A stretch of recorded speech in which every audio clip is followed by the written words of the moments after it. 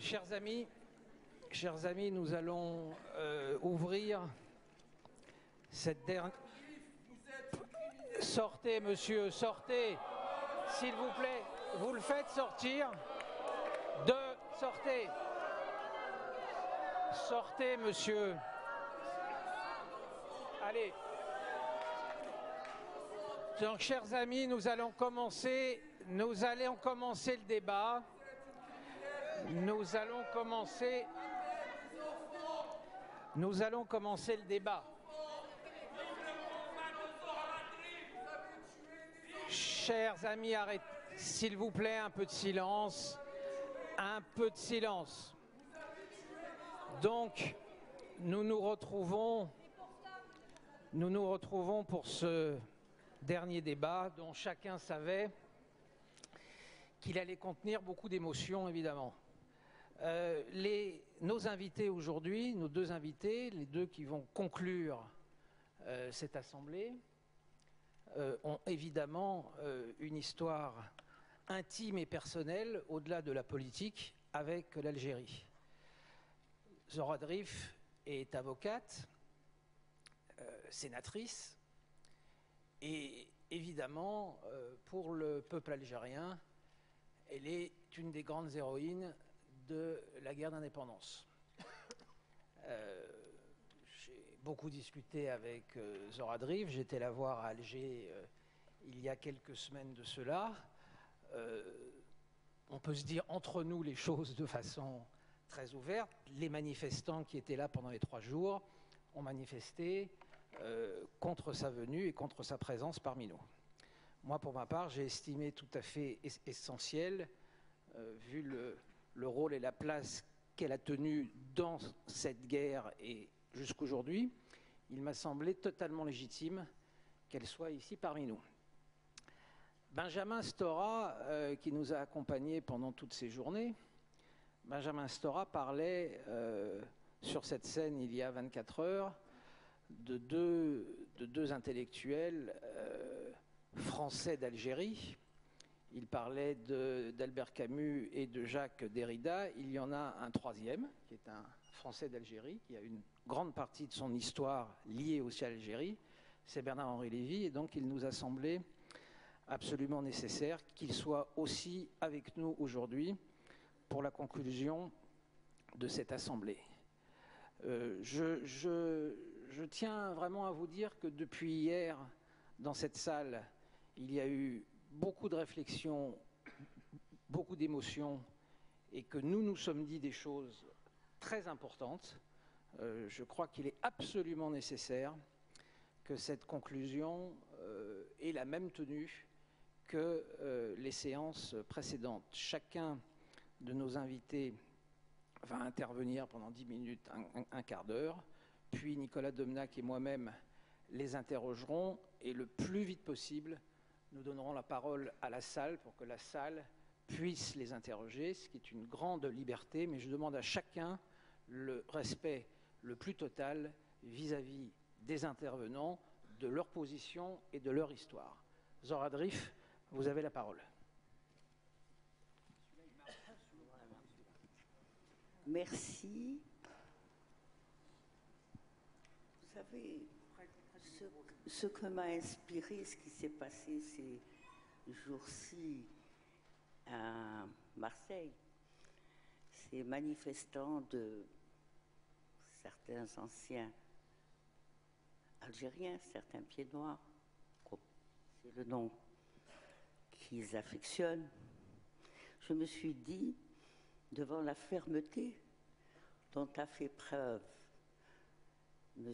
Zafran, devant le sang-froid qu'il a montré, je me suis dit, mon Dieu, si en 1956, M. Guy Mollet avait réagi de la même manière face aux quelques jets de tomates qu'il avait reçus, peut-être aurions-nous fait une économie de 5 années d'une guerre épouvantable et qui, il faut le dire, et on le constate et nous l'avons constaté ce dernier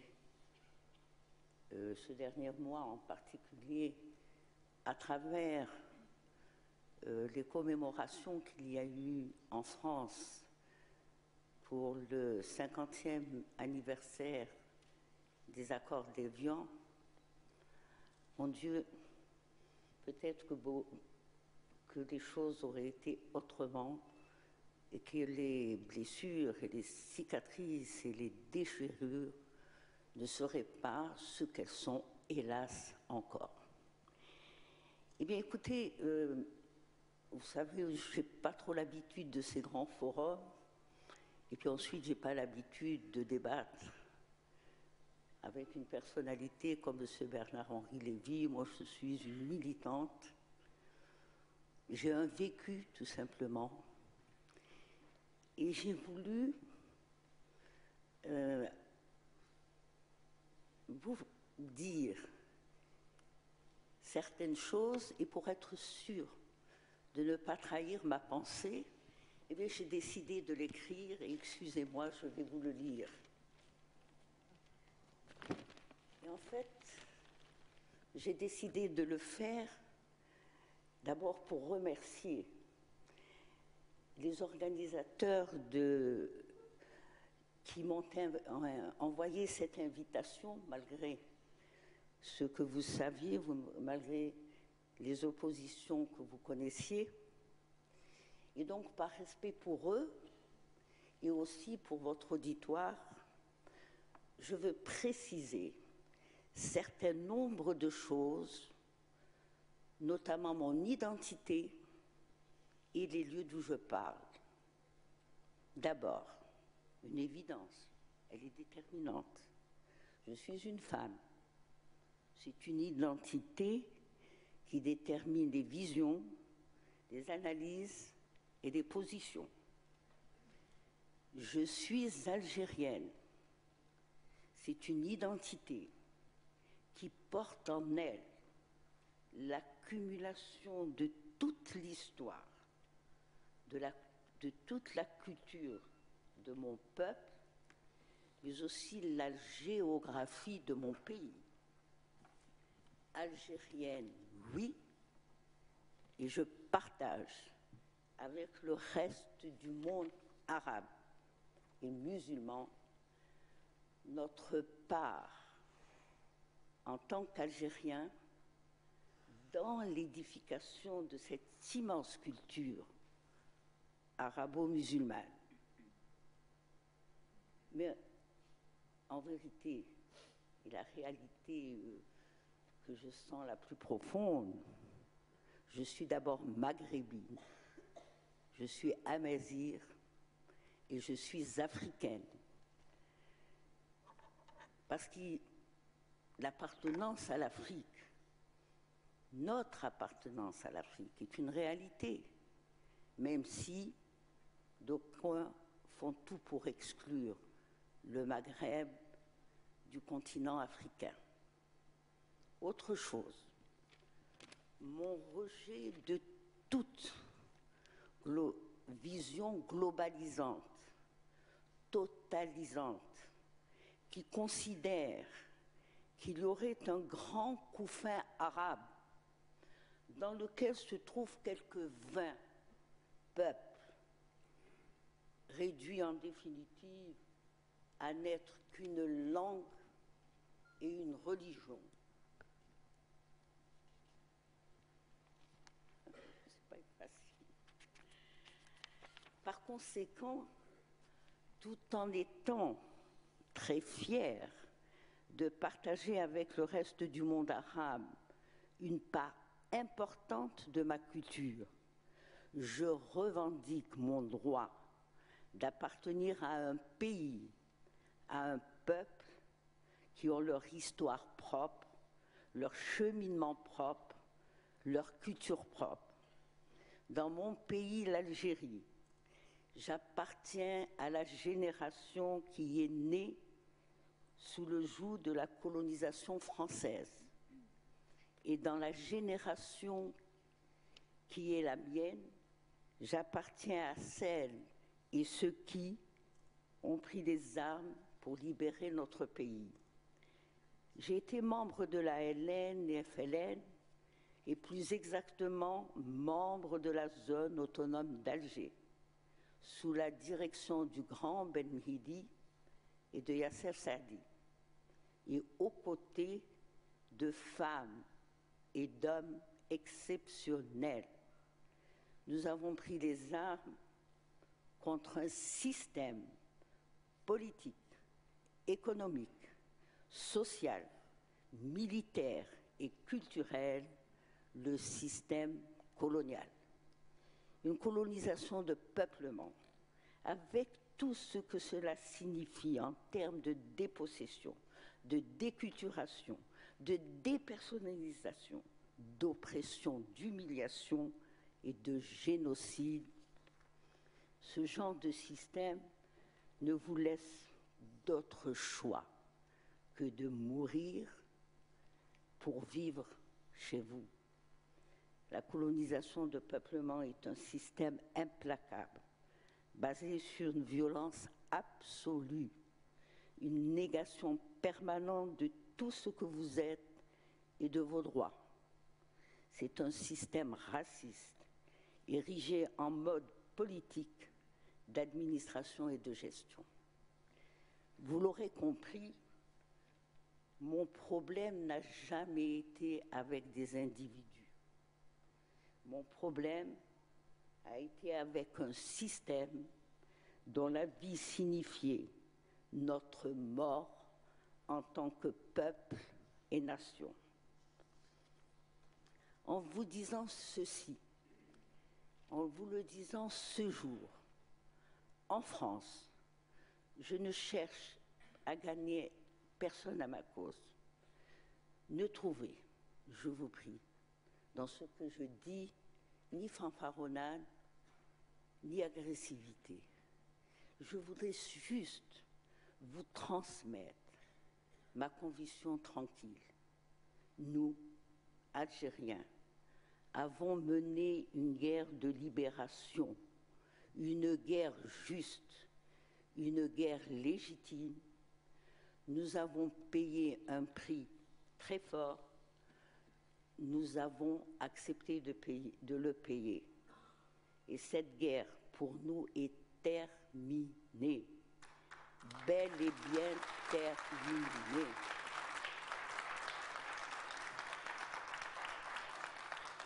Si vous permettez, si je ne suis pas trop longue, Monsieur Zafran, je voulais clarifier des choses. Il y a un autre. J'ai été interpellée par un autre thème.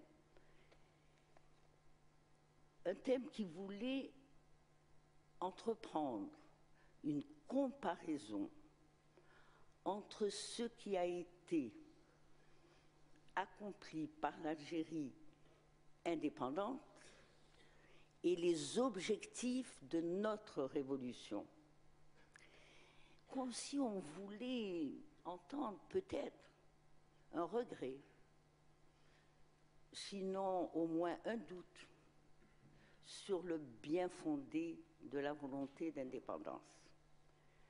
Chers amis, laissez-moi vous rappeler que notre combat pour l'indépendance a été mené à travers un front qui regroupait des gens très différents, des gens venus d'horizons différents, des gens de conditions, d'opinions différentes.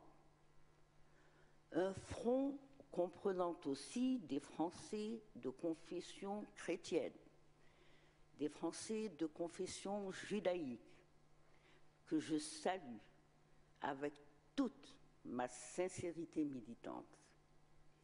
Nous étions unis autour d'un seul objectif, émus par un seul idéal, l'indépendance de l'Algérie.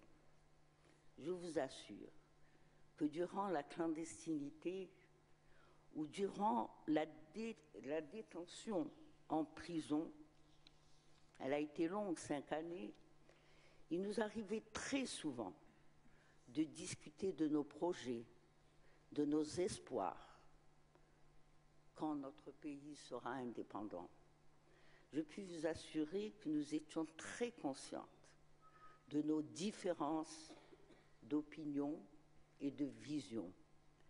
Mais comme vous pouvez l'imaginer, ces différences d'opinion et de vision, parfois des différences de culture, demeuraient absolument secondaires par rapport au défi suprême, l'indépendance.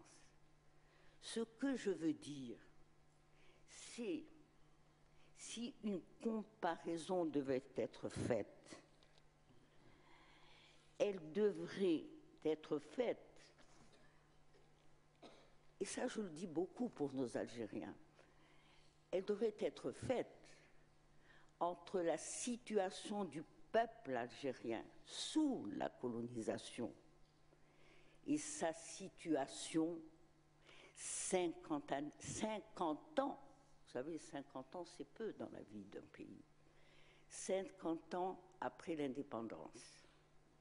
Quel que soit le domaine,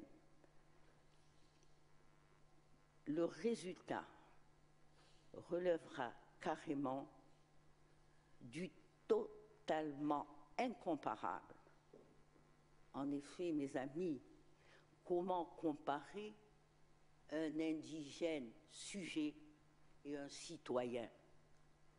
Mesdames et messieurs, à mon humble avis, on peut avoir beaucoup de débats, mais il ne pourra pas avoir de débat sincère entre nous et fructueux tant que vous, ici, en France, ne décidez pas d'analyser et de diagnostiquer sans complaisance ce qu'a été l'entreprise de colonisation et ce qu'a été le système colonial, afin de le qualifier non sur la base du sort qu'il fait aux intérêts du colonisateur, mais sur la base du sort qu'il fait au peuple colonisé. Mais vous l'aurez compris, ce travail constitue un vaste programme d'un combat qui est le vôtre. Quant à moi, tant que je vivrai, je soutiendrai par mon témoignage toute initiative, d'où qu'elle vienne, visant à faire briller cette vérité, la vérité sur la nature hideuse, d'injustice du système colonial. Je vous remercie. Merci Zora Drif. Dans le dernier livre de Bernard-Henri Lévy consacré à la guerre de Libye, on aura sans doute l'occasion de revenir avec la salle et avec Nicolas sur cet épisode récent. Il est beaucoup question de l'Algérie dans ce livre. Il est beaucoup question des souvenirs familiaux et de la place de l'Algérie dans son histoire. Je voulais vous rappeler aussi, pour définir un peu mieux le cadre, qu'au moment de la guerre civile algérienne, Bernard-Henri Lévy est un des intellectuels français qui a pris des risques. Il n'était pas si commun à cette époque-là d'expliquer qu'on pouvait comprendre la suspension du processus électoral et qu'il fallait combattre les islamistes du GIA sans pitié sur le plan politique et sur le plan militaire. Il l'a fait, il était un des rares à l'avoir fait, et je crois que ça lui donne aussi toute légitimité aujourd'hui pour s'adresser à nous. Merci Maurice Safran, merci Zora Drif. Je vais au fond vous emboîter le pas, madame, et n'ayant rien préparé, contrairement à vous, je voudrais vous répondre, ou plus exactement me présenter moi-même de la manière dont vous l'avez fait. Je suis venu ici ce matin d'abord comme Français, premièrement, et un Français malade du fait que la France soit toujours malade de la guerre d'Algérie. Ça, c'est le premier point. Cette impensée qu'est encore trop souvent la guerre d'Algérie, ces vérités occultées, le fait que les généraux tortionnaires soient tous morts dans leur lit, le fait qu'on ne puisse pas rappeler à tel ou tel leader d'extrême droite son passé de tortionnaire en Algérie sans encourir les foudres de la justice, le fait qu'il ait fallu attendre si longtemps pour que ces opérations, ce que l'on appelait pudiquement pendant des décennies, des opérations de maintien de l'ordre, retrouvent leur vrai nom de guerre, le fait qu'il se trouve encore des hommes politiques, et pas n'importe lesquels, jusqu'au plus haut sommet de l'État, pour dire que la colonisation avait des aspects positifs, tout cela, comme Français, me heurte, me bouleverse et me fait mal. Et je pense d'ailleurs que, comme toujours, quand il y a un refoulement de ce calibre, de cette importance, il produit des symptômes. Et à force de ne pas voir la réalité de ce qui fut la guerre d'Algérie, la vérité des crimes français en Algérie, eh bien la guerre se prolonge. Elle n'est pas finie en France. Et la preuve qu'elle n'est pas finie, c'est le Front National. Le Front National, c'est la preuve qu'en France, la guerre d'Algérie continue. Marine Le Pen, elle continue la guerre d'Algérie. Elle continue dans le même système de névrose, de haine, de l'arabe, de l'Algérie et de la France.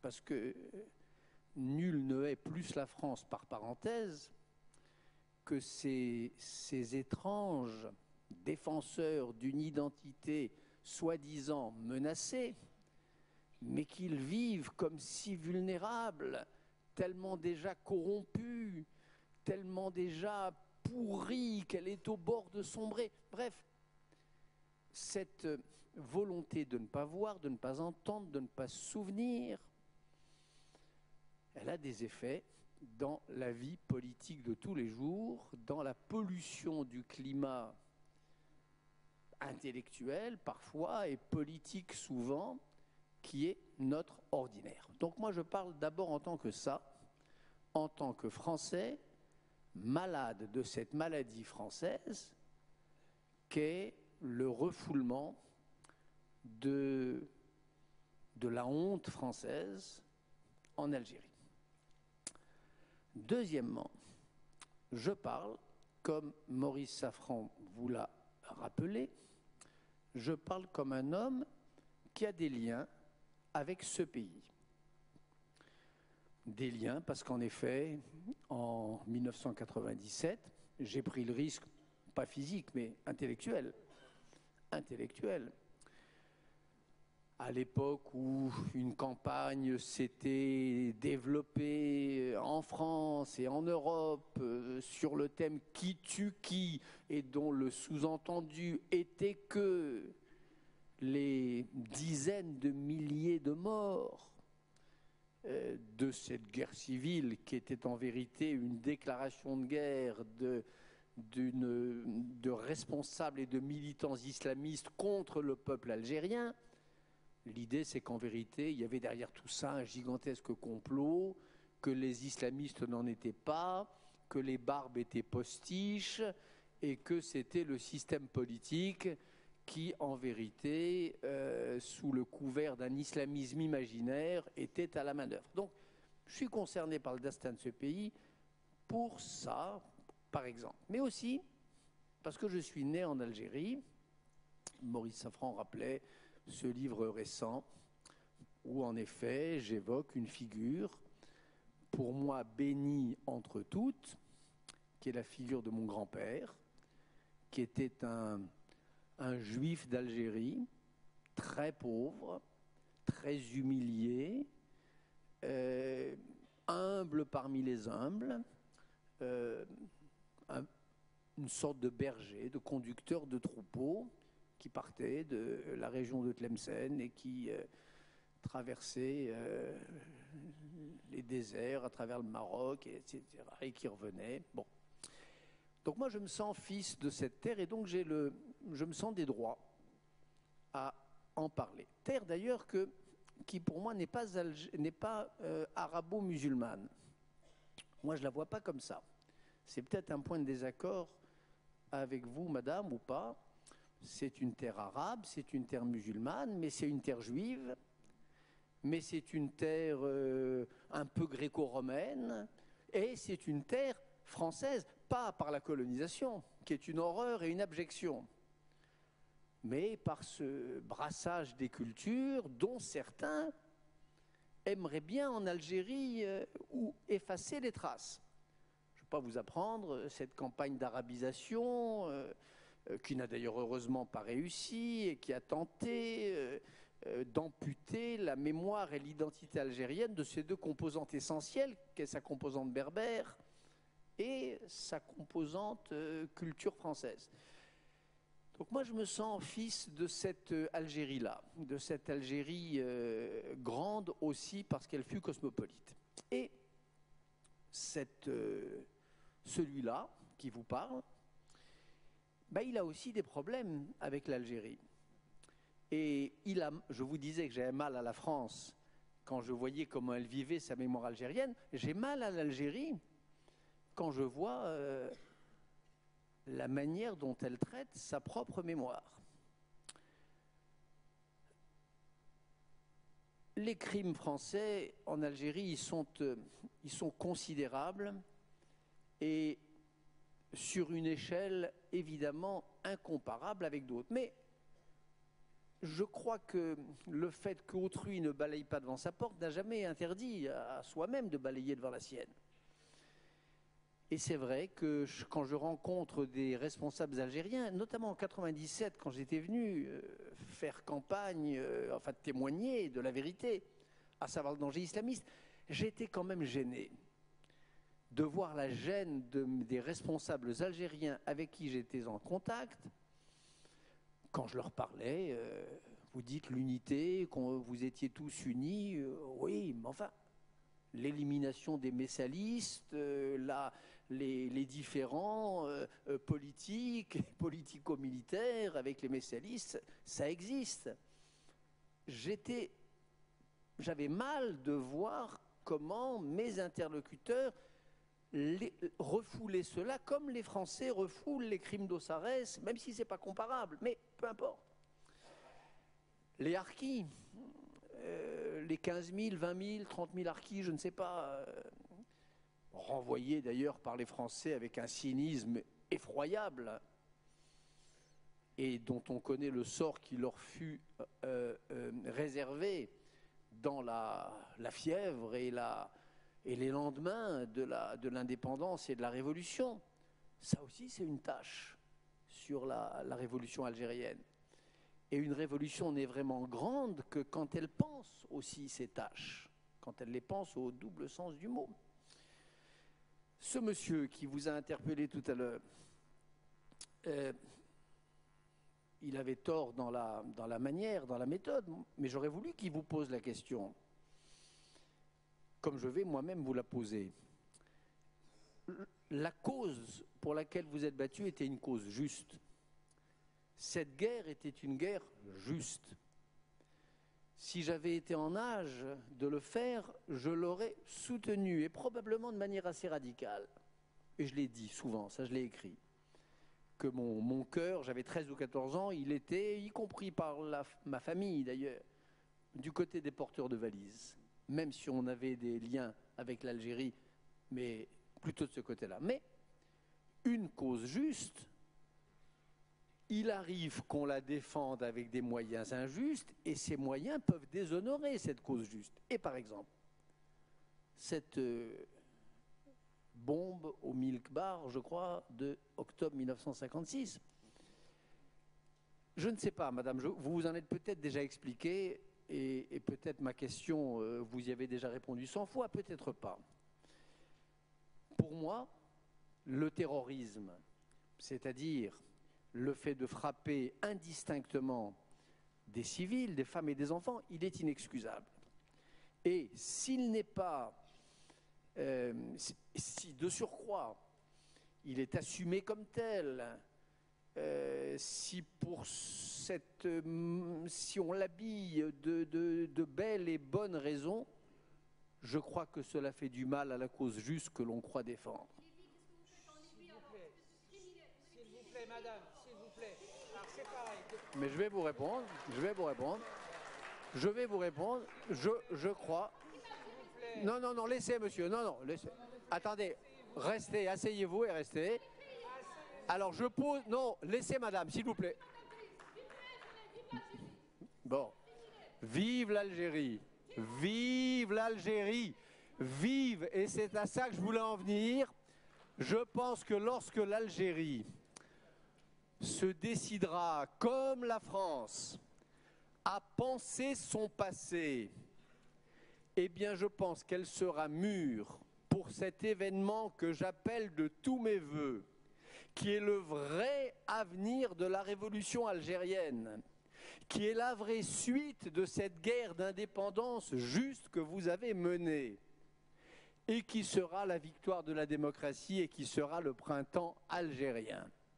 Moi, ce que je souhaite, en tant que Français, et en tant que Français lié par toutes les fibres que je vous ai dites à l'Algérie, ce que je souhaite, c'est que le travail de mémoire, le travail de discussion politique, le retour sur soi permettent que l'Algérie rejoigne, mais avec une maturité bien plus grande, avec une culture politique immense et incomparable dans la région, qu'elle rejoigne le grand mouvement des printemps arabes, par rapport auquel, pour l'heure, la grande Algérie, qui a montré la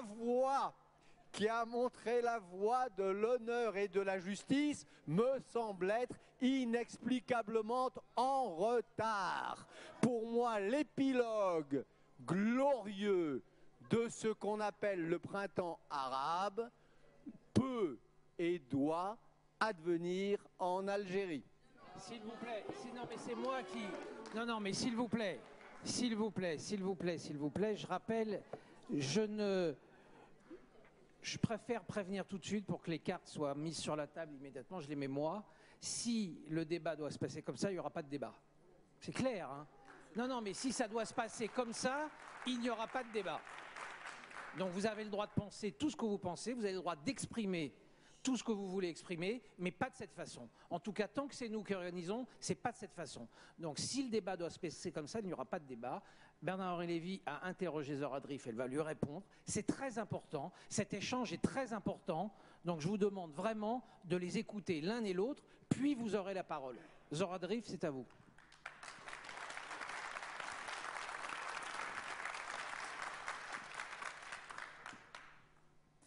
Je n'attendais pas moins de M. Henri Lévy, connaissant sa franchise et la netteté de ses positions, qui pose des problèmes qui l'agitent et qui peut-être sont les siens et ne sont pas les nôtres. Un premier point. Vous avez parlé de l'Algérie. Oui, nous sommes, et je le réclame, nous sommes un peuple, un pays, un peuple qui a participé de la civilisation de la Méditerranée et depuis très longtemps. Nous sommes, et nous le réclamons, un peuple amazigh. Nous sommes, et ça c'est l'histoire, on ne peut pas revenir sur l'histoire, nous avons participé de la grande civilisation arabo-musulmane. Si bien que, en 1830, la langue de la culture en Algérie était l'arabe. Ça, ce sont des faits. Et je rappelle, et c'est un des crimes terribles de la colonisation, c'est que l'arabe a été interdit dès que les Français se sont installés en Algérie. Elle était le véhicule de la culture en 1830. Donc oui, nous avons une dimension et nous avons participé de la civilisation, à la construction de cette civilisation arabo-musulmane. Vous n'oubliez pas l'Andalousie, mais ce sont les Berbères d'Afrique du Nord qui, partis de Hunayn, ont quand même envahi l'Espagne. Et il y avait des milliers. Et ils ont été un des fondements de la civilisation en Andalousie. Et c'est notre société. Et en fait, c'est ce qui est terrible, et ça m'étonne venant de M. Bernard-Henri Lévy, qui en définitive est un amazigh. Vos racines sont les mêmes que les miennes. Nous étions de confessions différentes, mais je crois ne pas me tromper en disant que nous sommes les fils d'une même terre. Moi, ce qui m'a toujours, et qui a expliqué aussi pourquoi nous avons gagné la guerre avec si peu de moyens, c'est la méconnaissance absolue de la société algérienne, de notre société, par les Français, et qui nous ont, à partir du moment où ils se sont installés, il y a eu ce qu'il y a eu, et vous le savez, M. Bernard-Henri Lévy, un vrai génocide. Eh bien, nous voyons à travers des clichés. Des clichés. Nous étions l'arabe, la Fatma, etc. Oui. Et une des caractéristiques fondamentales de notre peuple, c'est ce que nous portons, c'est le refus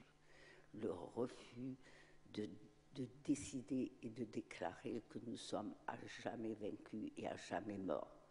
Et cette résistance, que dans les conditions les plus adverses, le peuple algérien a continué à la faire vivre dans le cœur de ses enfants qui étaient dans les situations de misère et de non-humanité.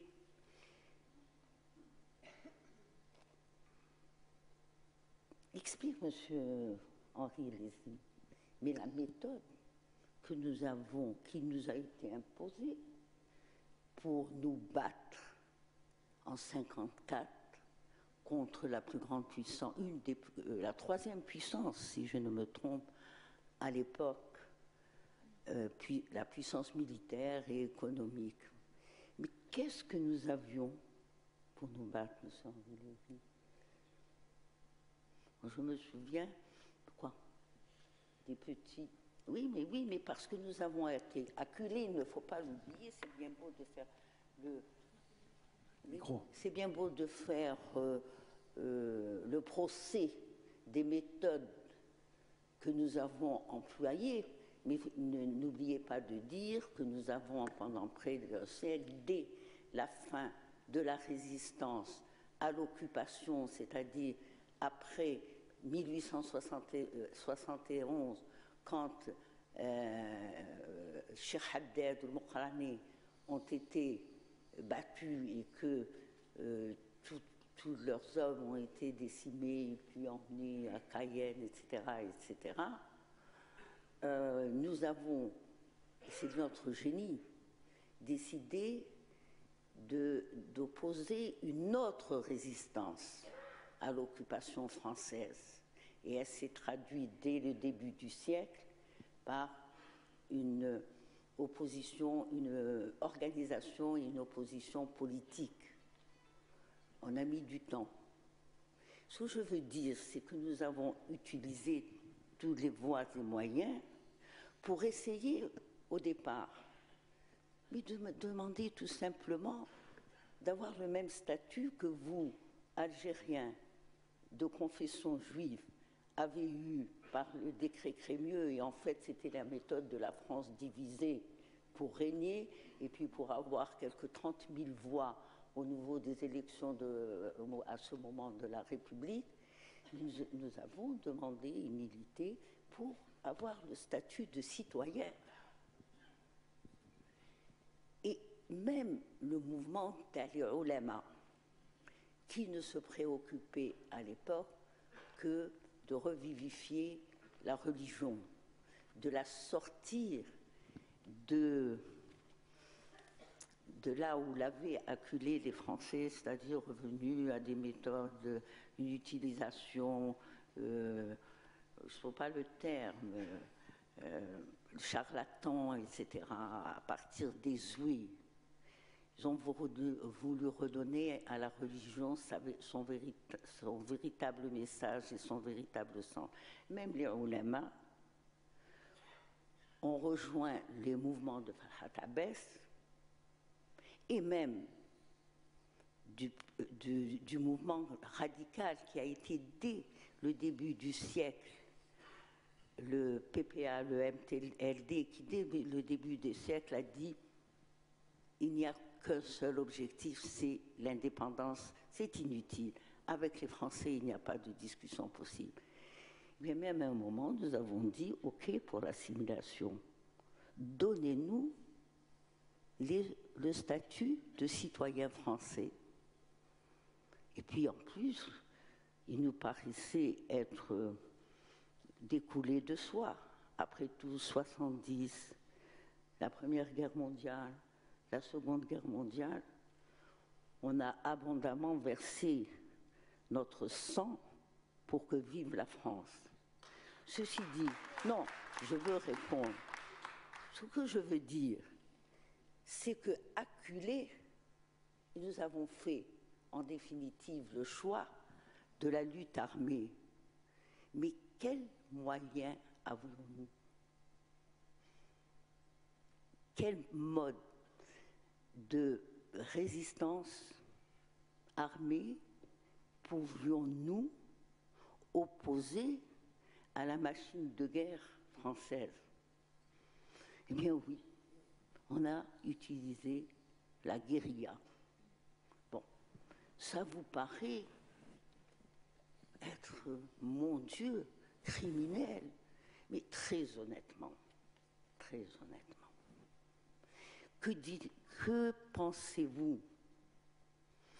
d'un avion, d'hommes à l'intérieur d'un avion qui arrive à des milliers de kilomètres, sachant qu'au sol, rien n'existe qui puisse leur faire barrage et être un danger pour eux, et qui déverse des tapis de bombes dans des régions où non seulement l'être humain, mais même la faune et les plantes, tout ça va mourir. Et on vient nous dire que quel crime, mais quel crime d'aller, mais dans des circonstances d'une difficulté sans nom, où les dangers étaient énormes. Quand vous étiez à Alger, M. Bernard-Henri Lévy, en 1957, avec la masse de l'armée qui se trouvait, avec toutes ces rues, les frises, comment on dit ça, fermées par, oui, le terme, avec tous ces paras, avec tous ces chasseurs alpins, avec tous ces corps d'armée française, et à travers lesquels vous deviez penser. Mais vous savez, avec un paquet énorme, parce qu'en plus, nous n'avions pas la technique, nous avions un jeune chimiste, Taleb Abdelrahman, qui a été exécuté et qui a été en première année et qui a su, avec une énorme montre, vraiment quelque chose d'énorme, fait une petite bombinette. Et alors on vient vous dire aujourd'hui, mais vous étiez des criminels. Le terrorisme est une tâche dans votre combat. Non, monsieur Bernard-Henri Lévy, nous, le choix, on ne nous l'a pas donné. Et je rappelle ce que Albi Ben Mhidi, qui a été assassiné, a dit au général Massu, mais bien sûr, moi je vous donne mon petit couffin, donnez-moi vos avions, donnez-moi vos tanks, et croyez-moi, on mènera la guerre classique.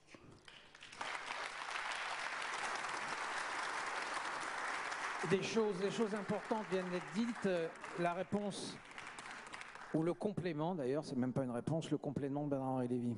Ah non, Avant que Nicolas puisse... C'est une réponse. Non, c'est une réponse. Je vous ai posé une question précise et personnelle.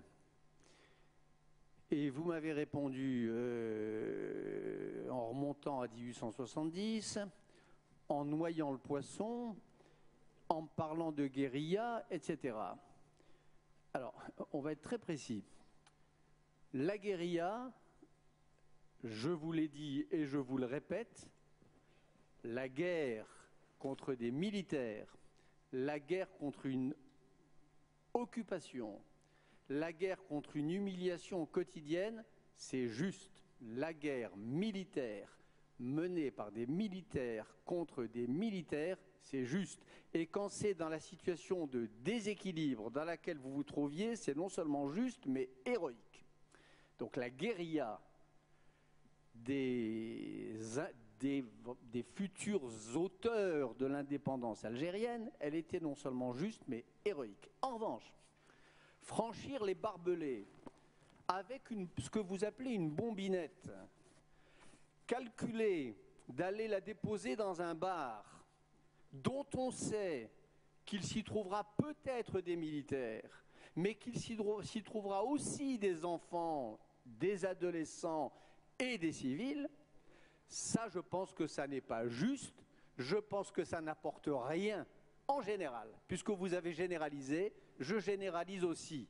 Ça n'apporte rien à un combat de libération. Ça n'aide en rien la cause que l'on prétend défendre. C'est contre-productif, c'est immoral, et même quand la cause est juste, ce qui était votre cas, c'est une tâche sur cette cause juste, sauf si le temps passant, la victoire venue, sauf si on le reconnaît.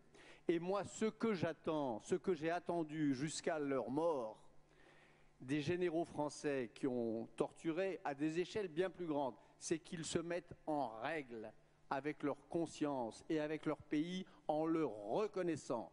Ils ne l'ont pas fait, on les a amnistiés et on leur a rétabli leur pension, etc. Je trouve ça dégueulasse.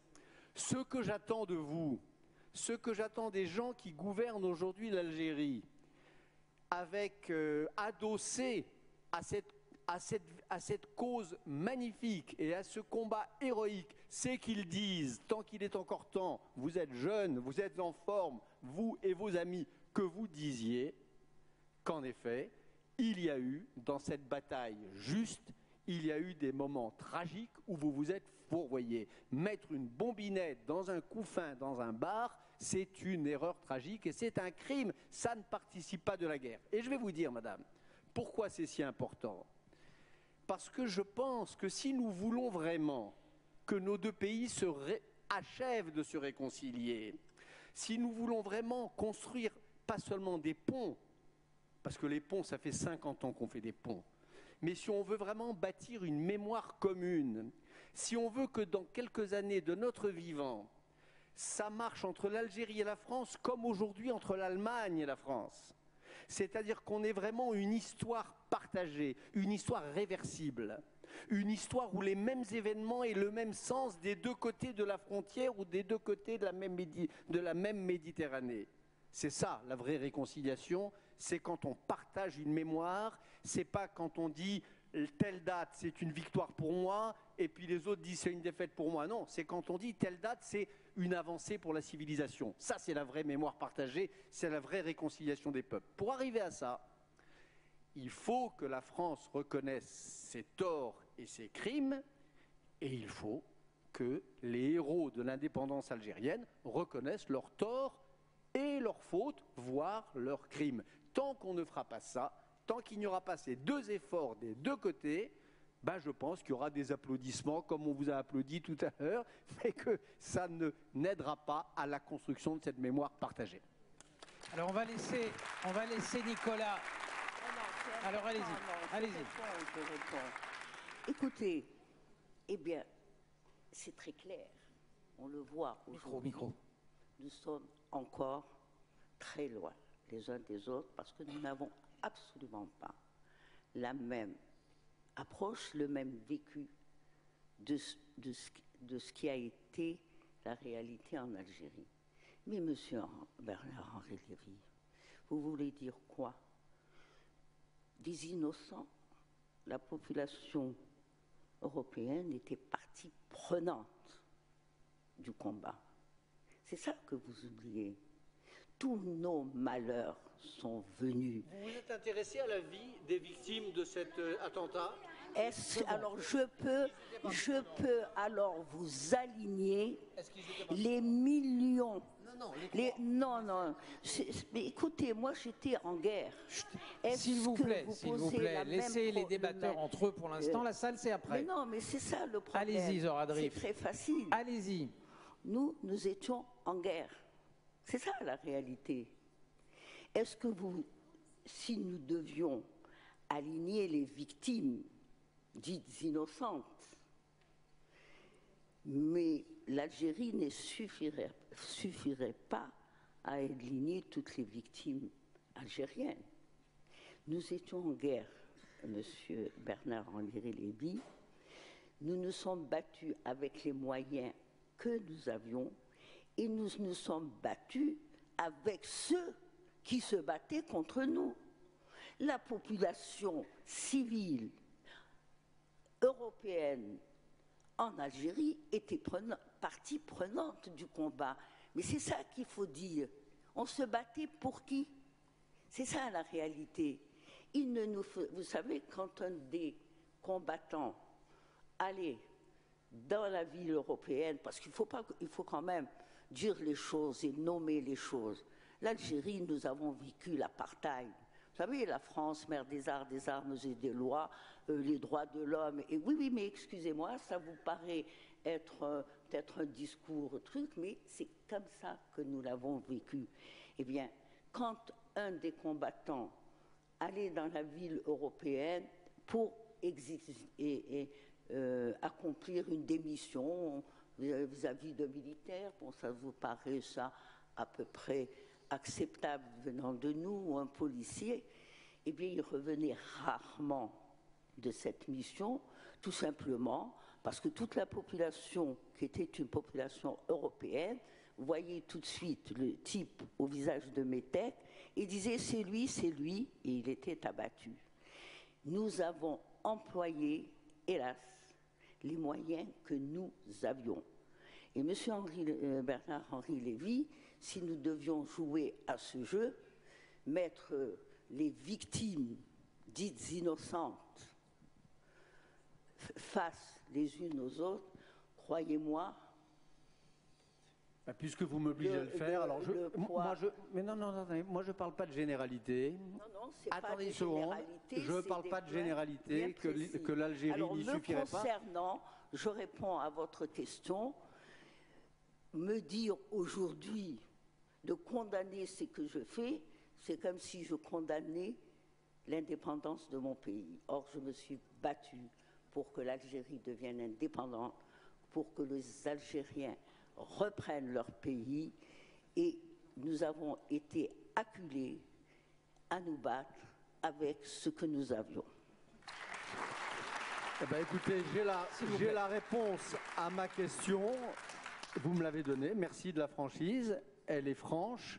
et elle est navante. Je crois que S'il vous plaît, l'honneur s'il vous d'une plaît, résistance, s'il vous plaît. l'honneur d'une guerre de libération, c'est de ne jamais cibler les civils. Qu'elle puisse, C'est ce que S'il vous plaît, s'il vous plaît. de ne jamais Chacun son cibler. tour. Non, la résistance française S'il ne vous plaît. ciblait pas les civils. Après, Elle n'allait une pas seconde. déposer des Une colis seconde. piégés dans des bars dont elle savait qu'ils étaient fréquentés par des civils. Non, non, je vous ai laissé parler, vous me laissez parler. Il y a Une une seconde. marge. Il y a une marge. S'il vous plaît, s'il vous plaît, Entre eux, comme c'est évidemment arrivé. s'il vous plaît. Il y a une marge entre eux, au cours d'une opération militaire, faire des victimes civiles, pas dites innocentes, moi je dis pas dites innocentes, innocentes. Il y a dans votre manière de dire des victimes dites innocentes quelque chose qui est insupportable. Les victimes sont innocentes ou elles ne le sont S'il vous pas. plaît. Des femmes sont innocentes, des enfants sont innocents, des civils qui ne portent pas l'uniforme. Il faut toute la malfaisance de l'idéologie totalisante dont vous ne vouliez pas en commençant pour dire qu'elle S'il vous plaît, participe madame. du système. Vous disiez en commençant, Zoradric va madame, répondre, et s'il vous c'était plaît. tellement beau. Vous disiez que vous étiez une femme, S'il vous plaît, madame. une Algérienne, et que vous vous refusiez aux visions Attendez, c'est un débat, totalisantes. madame. Alors Quand sortez vous nous si dites ça vous plaît pas. aujourd'hui, quand vous nous dites maintenant que ces jeunes filles, ces civils, participaient du système général de l'oppression, vous tombez dans ce péché de la totalisation dont vous ne vouliez pas. Et accessoirement, c'est faux. Et j'aimerais savoir, si vous vous êtes une fois dans votre vie, depuis 56 ans, si vous vous êtes intéressé à la vie, à la biographie de ces gens que vous avez tués ce jour-là en franchissant les barbelés, en apportant votre bombinette dans un couffin, dans ce bar, dans ce milk-bar. Est-ce que vous vous êtes intéressé? Est-ce que dans vos insomnies, est-ce que, si vous en avez, dans vos cauchemars, est-ce que vous... S'il Mais vous plaît, si, s'il vous bien plaît. sûr que si. Zoradric va Il y a- répondre, s'il vous Il y a les plaît. victimes dites S'il vous plaît. innocentes et il y a les victimes innocentes tout court. La réponse. Et quand on est responsable de la mort de victimes innocentes, S'il vous plaît. je Non, non, suppose, non, non, non, non. et Il y a un ordre. j'en fais ce crédit à Zoradric, je suppose qu'il lui est arrivé d'y penser, de revoir leur visage ou de l'imaginer. S'il Et vous plaît. j'aimerais savoir si vous en avez conclu et pourquoi, quelles Mais étaient s'il vous parties plaît. prenantes du système de la colonisation. S'il vous plaît, on va laisser Zoradric répondre. D'abord, Une seconde. Je vais vous laisser répondre tout de suite. D'abord. Une seconde, s'il vous plaît. Je vais D'abord, vous laisser je reviens répondre, sur mais un je point. demande vraiment à la salle d'accepter. C'est compliqué pour les... Mais si c'est pas possible, madame, il faut sortir. Soit vous acceptez les oppositions, soit vous acceptez ce que Zoradric a à dire et ce que Bernard-Henri Lévy a à dire. Si vous ne l'acceptez pas, c'est votre droit, mais vous sortez. C'est très clair. Alors Bernard-Henri Lévy s'est exprimé. On avance, c'est Zoradric, et j'espère que ceux qui sont d'accord avec Bernard-Henri Lévy auront autant de respect pour elle que le contraire. Mais s'il vous plaît, ceux qui ne peuvent pas supporter le débat, et je l'entends, ne doivent pas rester dans la salle. Zoradric, c'est à vous. Vous faites quelquefois des références qui pourraient paraître justes. Quand vous parliez de résistance, et c'est vrai que ma génération a été nourrie de la résistance française à l'occupation allemande et aux moyens utilisés par les résistants français contre les occupants allemands. Mais il y a une chose que vous ne dites pas, monsieur Henri Lévy, c'est qu'il n'y avait pas en France 5, 6, 7 ou 10 millions d'Allemands, de familles allemandes installées en France.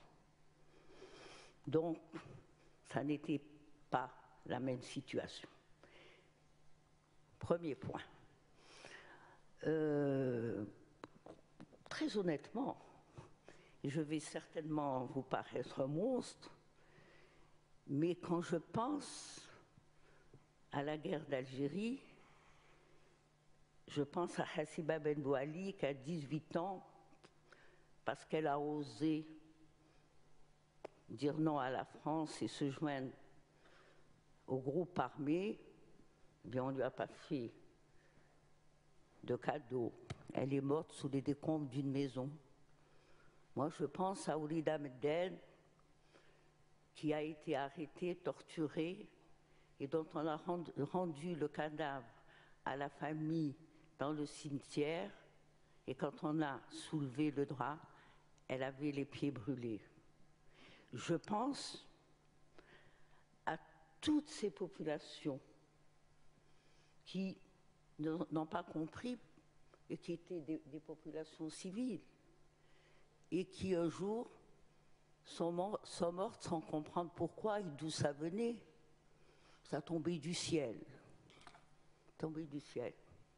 Mais des milliers et des milliers d'Algériens sont morts sous les bombardements. Mais c'était l'armée française, n'est-ce pas? Quand on est l'armée, eh bien c'est légitime. C'est juste, c'est légitime. Et en fait, tant que on n'admettra pas qu'aucune possibilité, aucun moyen nous a été donné pour nous permettre de récupérer notre dignité d'abord, eh bien, je crois que nous resterons encore très loin des uns des autres parce que nous sommes loin encore d'avoir réglé nos problèmes. C'est tout. Moi, je peux vous dire, vous m'avez posé une question. S'il vous plaît. Je ne suis pas née pour tuer. Rien dans ma vie ne m'a prédisposé à me trouver un jour vivant dans les trous dans la Casbah, poursuivi par l'armée française. C'est vraiment rien ne me prédisposait à cela. Et c'est vrai, eh bien, me battre pour mon pays, recouvrer ma dignité dans les conditions où nous étions, avec les moyens que nous avions, eh bien, oui, je l'assume pleinement et je n'ai pas de cauchemar 56 ans après. Nicolas, 2-3 questions avant de passer la parole à la salle. D'essayer de passer la parole à la salle, c'est pas évident. C'est difficile après ce débat qui est lui-même douloureux, délicat, mais peut-être que la question que je vais vous poser permettra d'aller au-delà. Je la poserai à partir aussi d'une situation personnelle, puisque mon enfance à moi était baignée dans la mythologie de la résistance et dans la réalité de la résistance à l'OAS, puisque nos jours et nos nuits surtout étaient assurés des menaces de l'OAS, des attentats également, et que parce que mon père dirigeait une revue, La Revue Esprit, qui avait pris position contre la torture pour l'Algérie, et je me souviens très bien de ces intellectuels, de ces combattants algériens qui venaient à la maison. Je me souviens de leurs yeux, excusez-moi, je ne me souviens pas de leur nom, je me souviens de leur enthousiasme, je me souviens de mots aussi, mais il n'y avait pas qu'une seule idéologie, comme vous dites, l'indépendance de l'Algérie. Il y avait dans ma mémoire, alors peut-être ma mémoire me trompe-t-elle, aussi une volonté de faire de cette guerre de libération et de la suite, au fond, quelque chose qui serait de l'ordre d'une plus grande démocratie, d'un progrès de l'état de droit. Alors je sais bien que les révolutions n'ont pas des lendemains qui chantent tout de suite, qu'il faut du temps, etc. Mais depuis, comment dire, tous ces mots de mon enfance n'ont pas trouvé de traduction de réalité. J'ai l'impression que cette Algérie qui s'est construite là, s'est pas construite à partir des rêves et des mots de ces combattants que j'entendais. Et donc, quand vous m'avez dit tout à l'heure, il n'y avait qu'une seule idéologie, c'était l'indépendance de l'Algérie, je me suis dit, est-ce que ça veut dire que, au fond, vous aviez renoncé totalement à ces autres idéaux, ou bien simplement que mes oreilles m'avaient trompé, que ces idéaux-là n'avaient pas existé?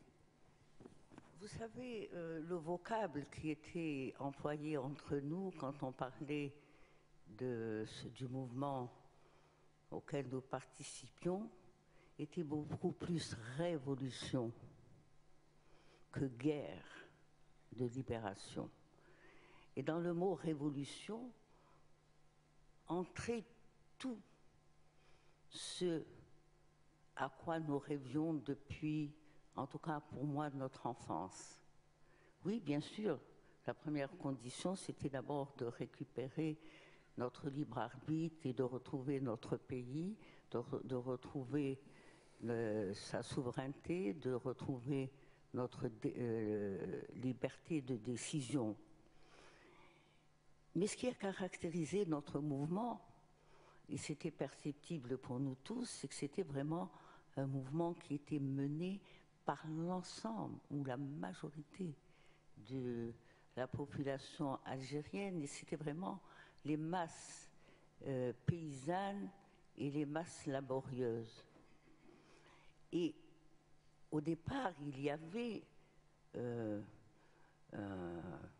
en dehors de nous retrouver chez nous, il était clair que notre guerre, notre révolution avait un contenu. Ce que vous dites est vrai. Nous rêvions de retrouver notre pays pour réaliser ce dont nous avons été privés depuis plus d'un siècle. C'est très clair. Le contenu social, le contenu de justice sociale, et au-dessus de tout, c'est vrai, le contenu de liberté et de liberté de décision. Bon, maintenant on vient...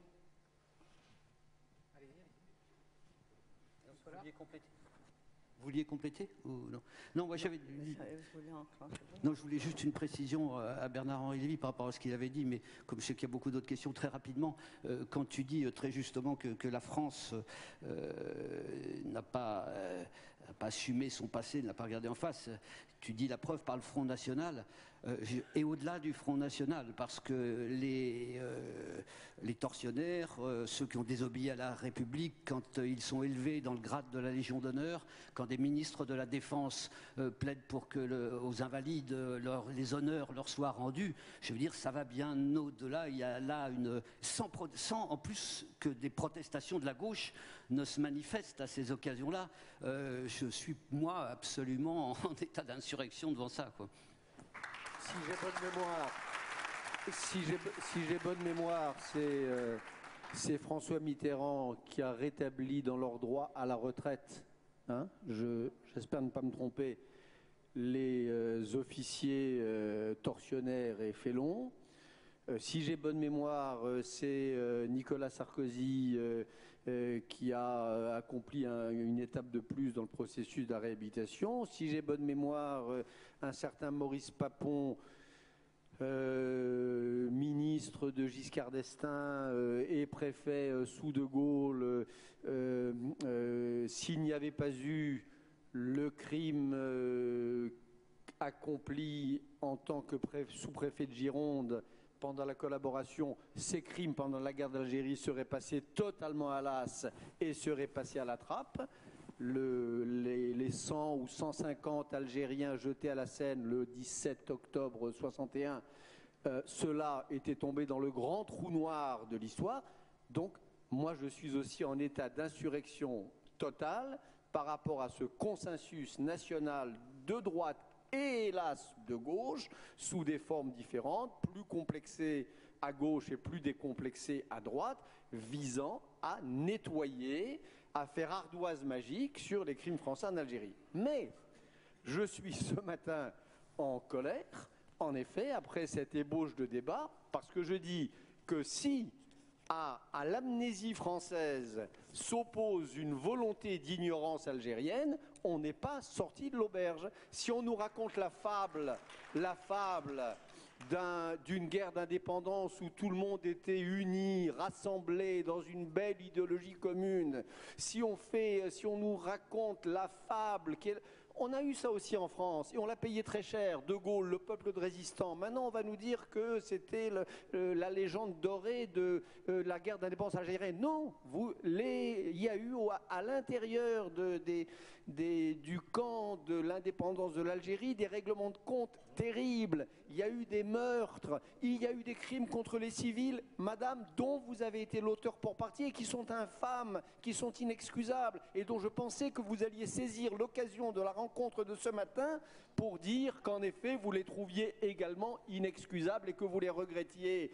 La manière dont les harkis ont été traités après la guerre et après l'indépendance, c'est inexcusable. Donc, je dis, la France ne cesse pas, ne renonce pas à sa part de grandeur parce qu'elle refuse de voir sa part d'infamie. Même chose pour l'Algérie.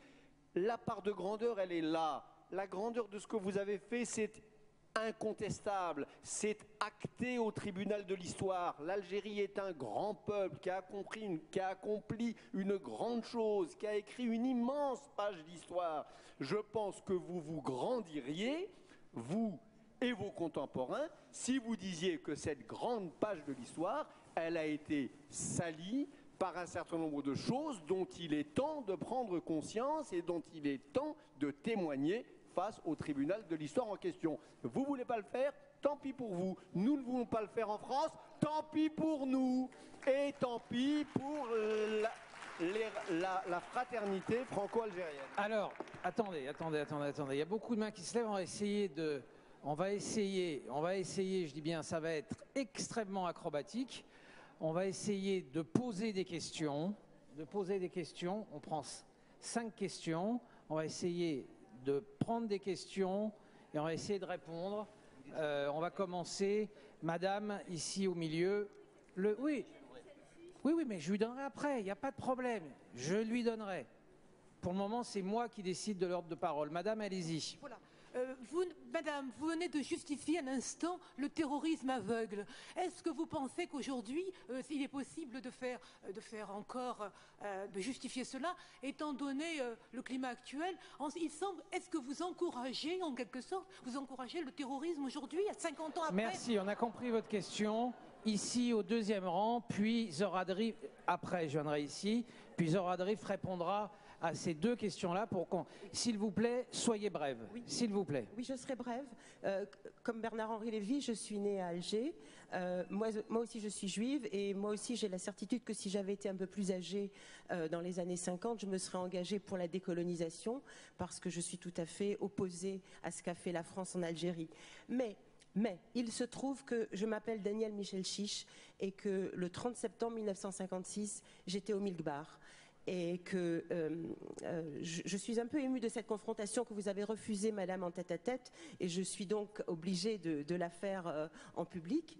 Mais je dois vous dire que oui, vous avez tué ma grand-mère et vous m'avez arraché une jambe. Alors je le dis sans haine, sans colère, sans désir de revanche, car j'ai fait du chemin, j'ai écrit un livre à ce propos, j'ai fait beaucoup de chemin, à la fois parce que je comprends votre lutte et parce que moi j'ai fait un chemin personnel qui m'a permis d'avoir une vie par ailleurs très heureuse, mais si, madame, vous reconnaissiez que ce geste est un geste meurtrier, si justifié soit-il, encore une fois, votre cause était juste, mais si vous reconnaissiez que c'était un meurtre, car ça l'était, ma grand-mère n'avait rien à voir avec les colons que vous combattiez. Si vous reconnaissez ça, vous en sortiriez grandi et nous pourrions attaquer une phase positive du débat entre la France et l'Algérie, car nous pourrions maintenant construire quelque chose sur autre chose que des « oui, j'avais raison, non, c'est moi qui avais raison, vous m'avez fait mal parce que vous m'aviez fait mal avant ».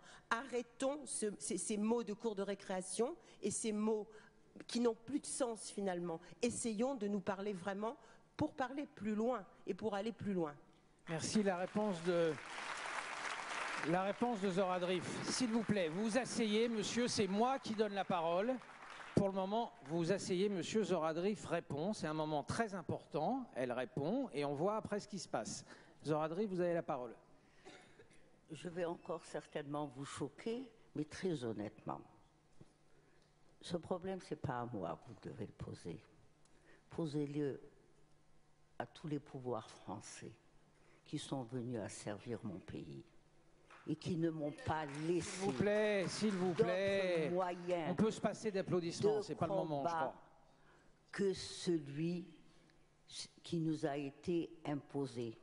Bien sûr, à titre personnel et à titre humain, bien sûr, tous les drames, que ce soit les vôtres, que ce soit les nôtres, sont bouleversants.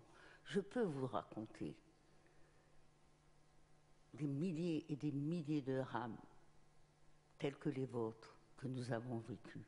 Oui, à titre humain et personnel. Mais nous n'étions pas dans une confrontation personnelle, nous étions dans une guerre. Et voilà. Et je ne sais pas, moi, par exemple, quand il y a eu les bombardements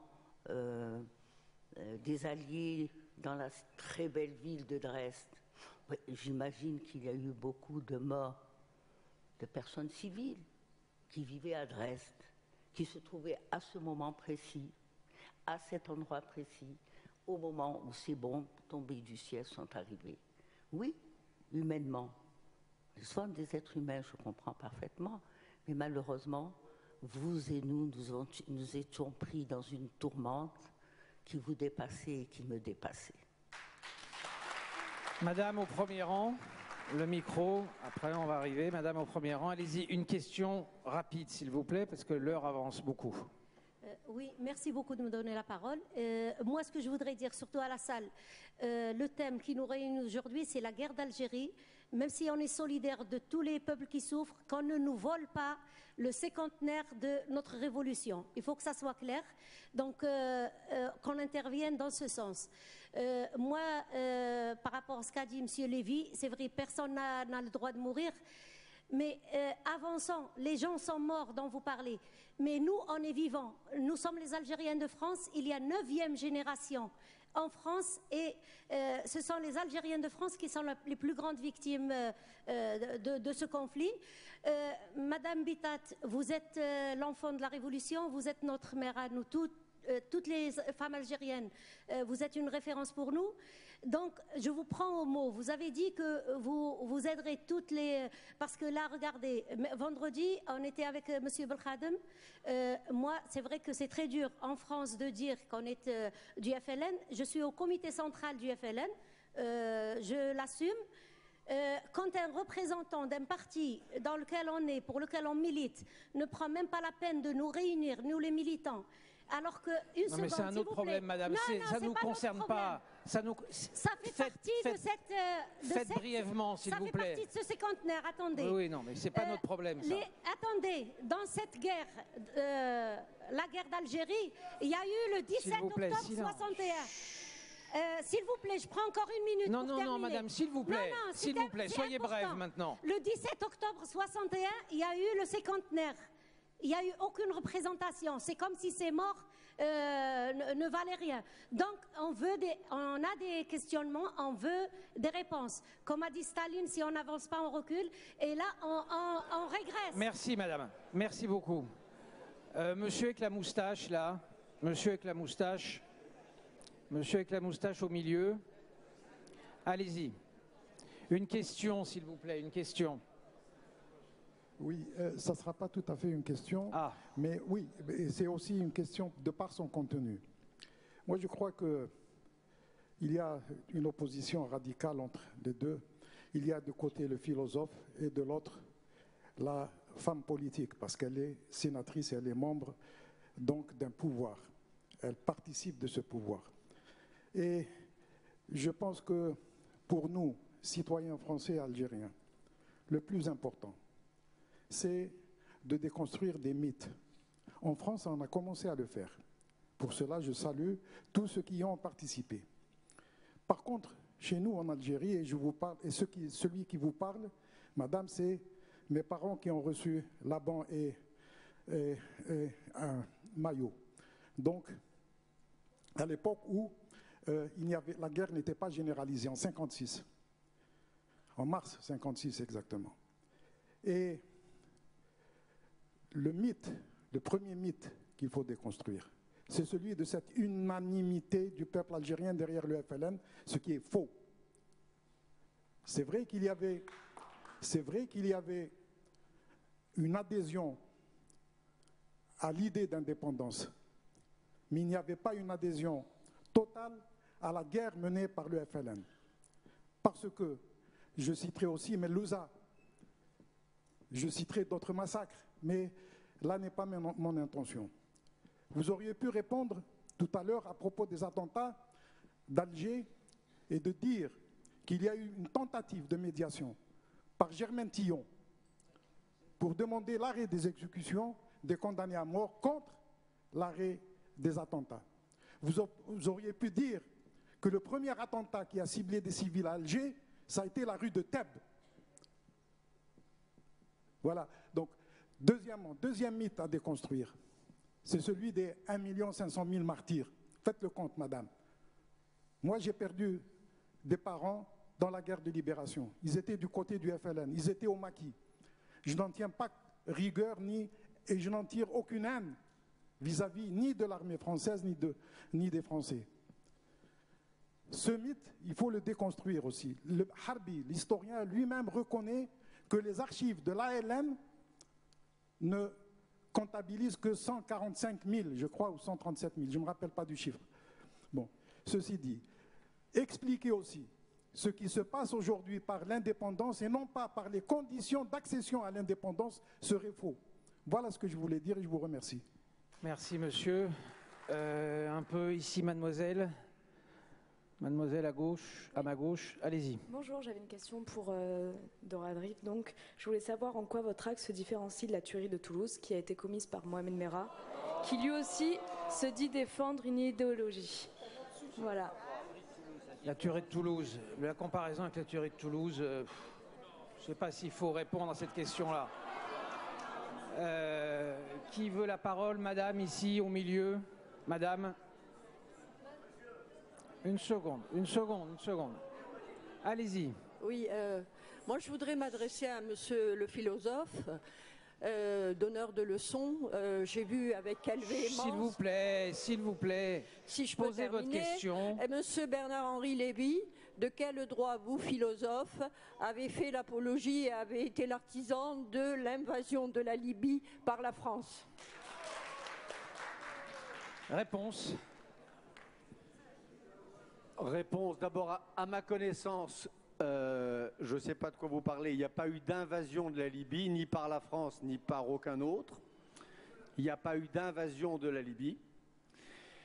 Deuxièmement, ce qui s'est passé en Libye, c'est un mouvement d'insurrection libyen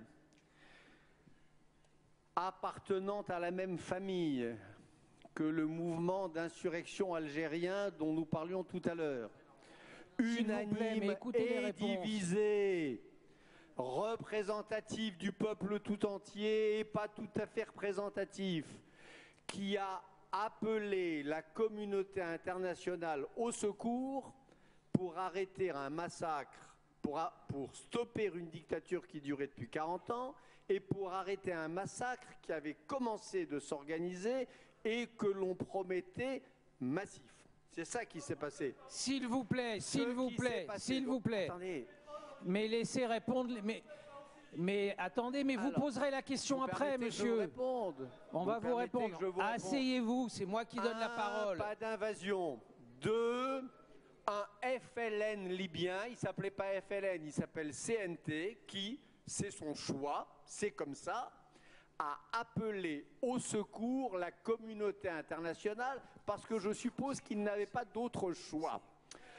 Qu'est-ce que j'ai fait? Asseyez-vous, madame. J'ai recommandé... S'il vous plaît, mais laissez répondre. Laissez répondre. Sans la moindre légitimité institutionnelle. Mais laissez, si, pour dire aux invités de se taire, vous sortez dans ce cas-là. Laissez répondre. J'ai recommandé, parce que cela me semblait profondément juste, que la communauté internationale, pour une fois, entende cet appel au secours. La seule légitimité que j'avais, c'est que ça fait 40 ans que j'entends des peuples écrabouillés, massacrés ou menacés de massacre qui appellent au secours, on ne les entend pas. S'il vous plaît, mais on va vous répondre. Je pense au Darfour, je pense aux Tchétchènes. Un quart de la population tchétchène liquidée, appelant au secours et néanmoins liquidée. Là, en effet, j'ai de toutes mes forces et de toute ma voix, j'ai dit ce serait un extraordinaire précédent, un immense message qui serait adressé au monde, un vrai pont entre le monde arabe et le monde occidental, si la communauté internationale répondait d'une seule voix. C'est ça qui s'est passé.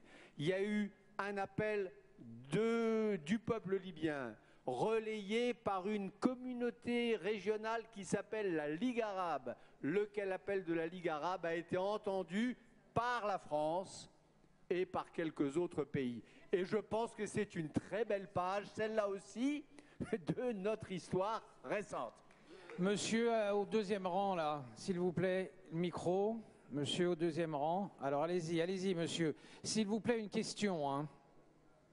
Bon, je commence d'abord par la phrase dernière de monsieur Henri Lévy, quand il parlait de cette reconnaissance du peuple musulman et du peuple occidental.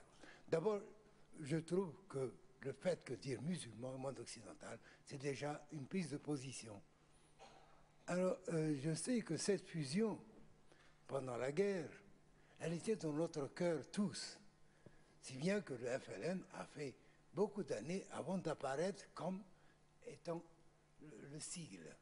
Parce que nous étions tous en attente de la France qu'elle prenne des positions qui puissent unir les deux côtés de la Méditerranée. Parce que nous ne refusions pas la civilisation française. Ce que nous refusions, c'est les mensonges, les reculs, l'oppression, et nous continuions à attendre et à espérer. Cet espoir n'est jamais venu. Heureusement, les Français ont compris. Les 121, par exemple, les grands hommes, peut-être que M. Henri Lévy se compte pas mieux, mais j'en doute fort. Parce qu'il reproche à Madame Derif d'avoir ressenti ce ressentiment.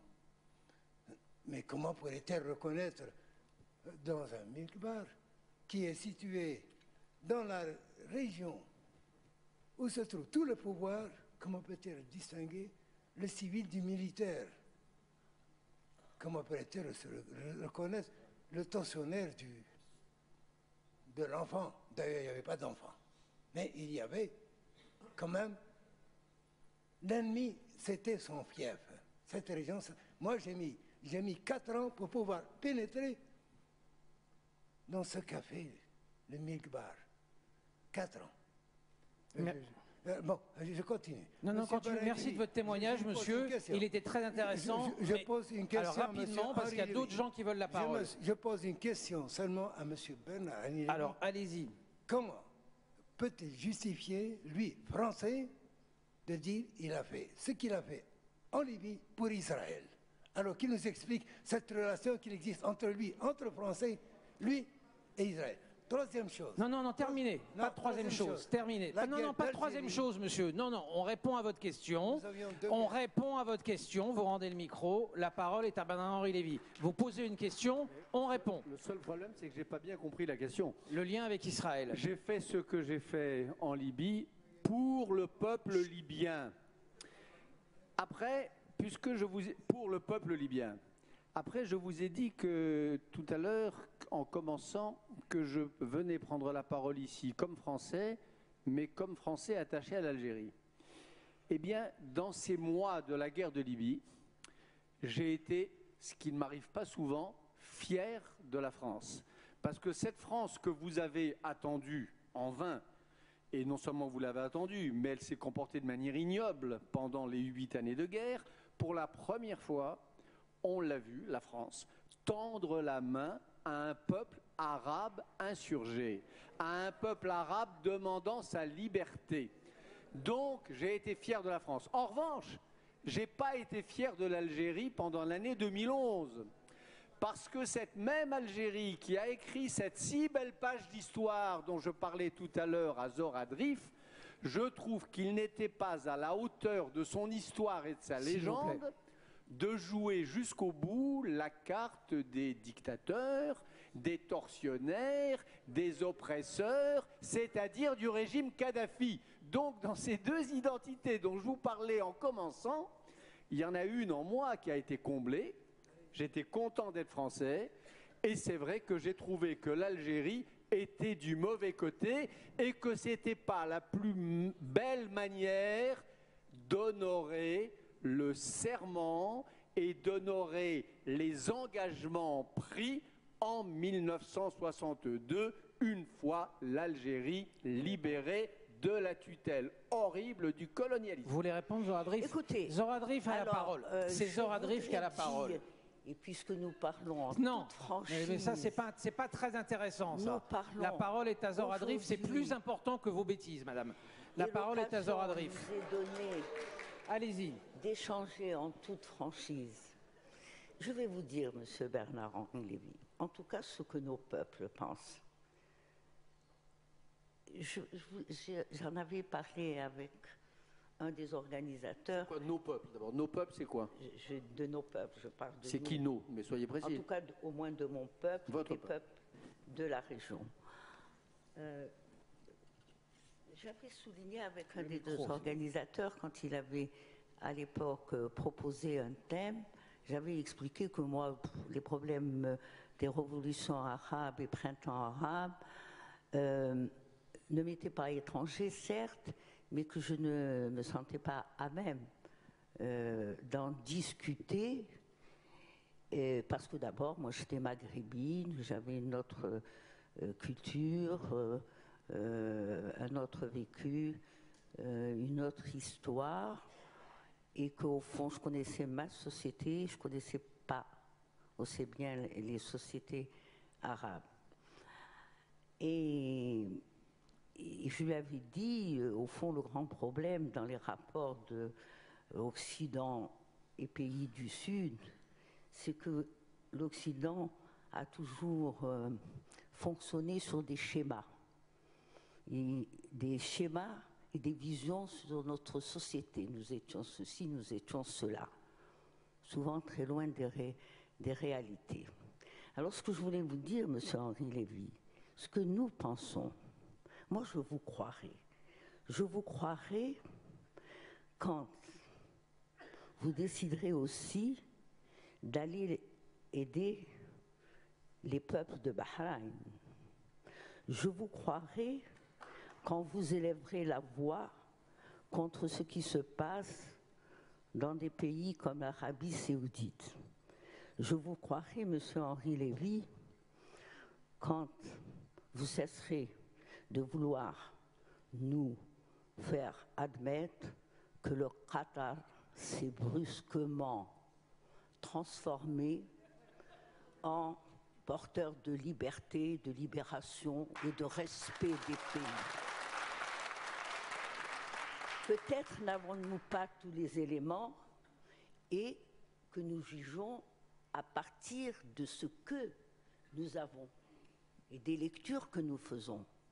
Mais en tout cas, à partir des éléments que nous avons, voilà ce que nous pensons. Autre chose, et je vous le dis, c'est bien d'échanger et de se dire les choses. Eh bien, moi, je ne crois pas que brusquement la France et les forces de l'OTAN ont décidé d'aller aider le peuple libyen. Ce que je crois, c'est qu'il n'était plus que Kadhafi qui a été couvert pendant 40 ans. Ceux qui ont souffert de Kadhafi, c'est quand même son peuple. C'était un tyran. Vous savez, l'Algérie, nous n'avons jamais eu de très bons rapports. Nous avons eu beaucoup de problèmes avec Kadhafi. Ce que je crois, j'ai peut-être tort, c'est les lectures que nous faisons. Nous n'avons pas accès à des informations que peut-être M. Bernard-Henri Lévy a.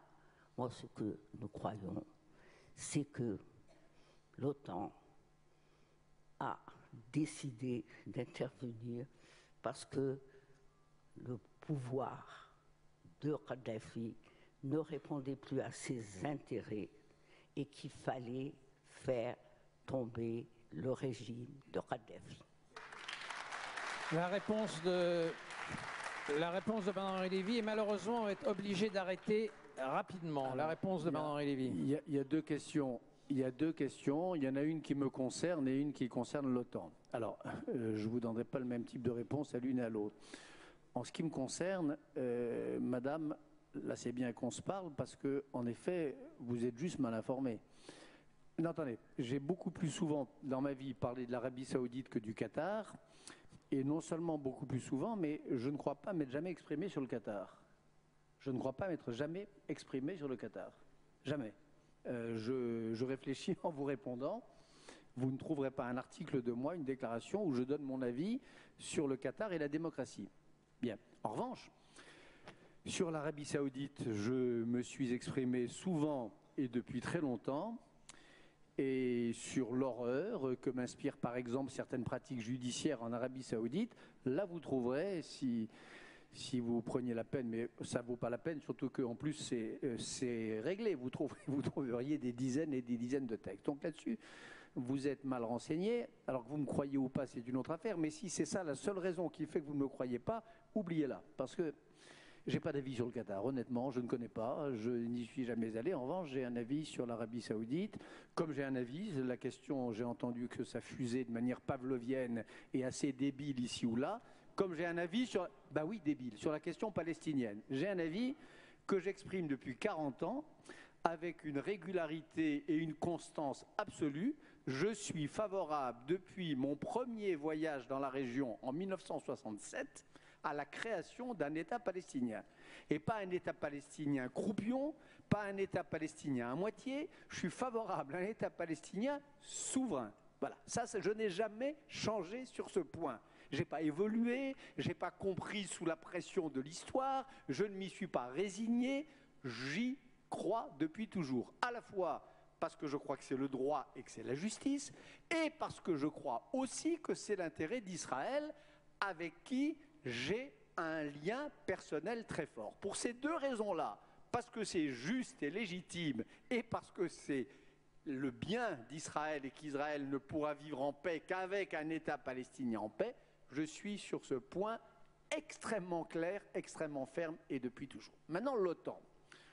Je n'ai pas beaucoup plus d'informations que vous, madame, et en effet, je suis prêt, vous savez, à tout admettre et à tout apprendre, y compris sur votre pays, y compris sur l'Algérie, au fond, la sécurité militaire algérienne, le pouvoir militaire, peut-être n'ont-ils pas encore dégorgé tous leurs secrets. Je lisais récemment le livre de Mohamed Sifawi qui m'a semblé assez bien renseigné. Donc, je suis prêt. Mon ami Mohamed Sifawi, je lisais son livre, et donc je suis prêt à tout entendre et à tout apprendre. Et en effet, peut-être découvrira-t-on un jour qu'il y avait des secrets infâmes, que cette guerre de Libye était, chez certains de ses acteurs, destinée à étouffer. Bien, c'est possible. Moi, je vous dis juste qu'à partir des informations dont je dispose, je me suis quand même intéressé de très près à cette question, j'y ai consacré pas mal de temps de ma vie depuis le 28 février dernier. Je ne le crois pas. Je peux me tromper, mais je ne le crois pas. Mais surtout, que diable, il y a tellement de mauvaises nouvelles, il y a tellement d'horreurs, il y a tellement de signes qui sont donnés ici et là, de guerre entre les peuples, il y a tellement de gens qui veulent précipiter les civilisations les unes contre les autres, qui ont intérêt à nous jouer les uns contre les autres, qui ont intérêt à pérenniser l'idée d'un affrontement supposé entre nos peuples, comme vous disiez, et les nôtres. Alors que pour une fois, qu'il y a en tout cas un fort soupçon,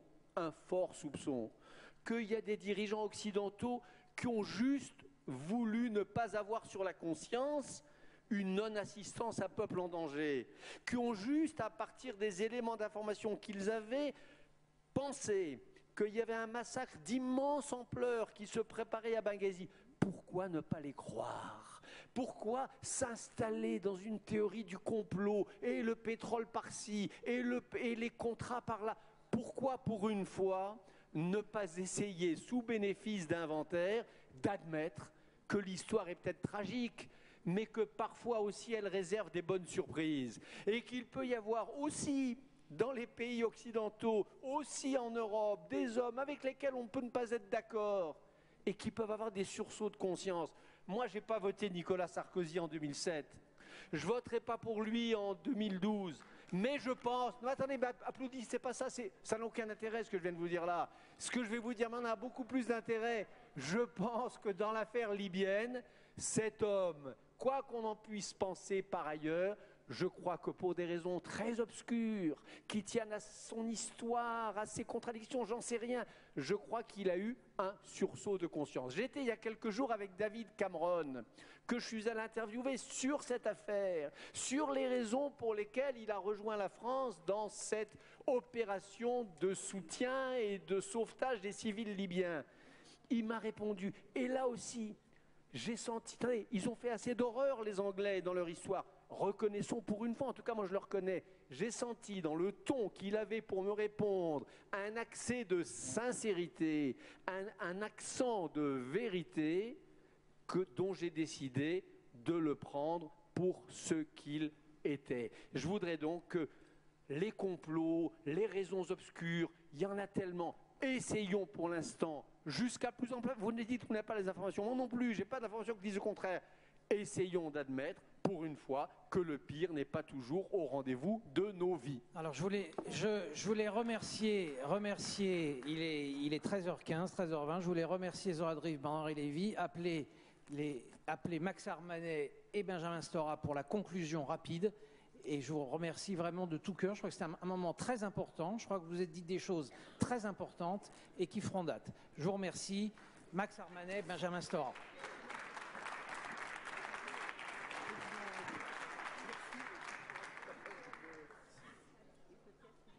Alors, on va...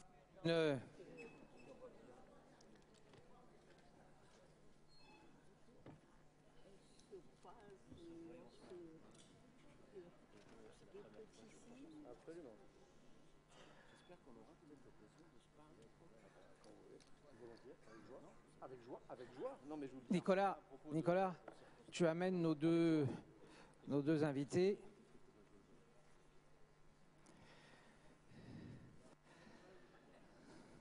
Bernard, c'est à toi. Donc je vais...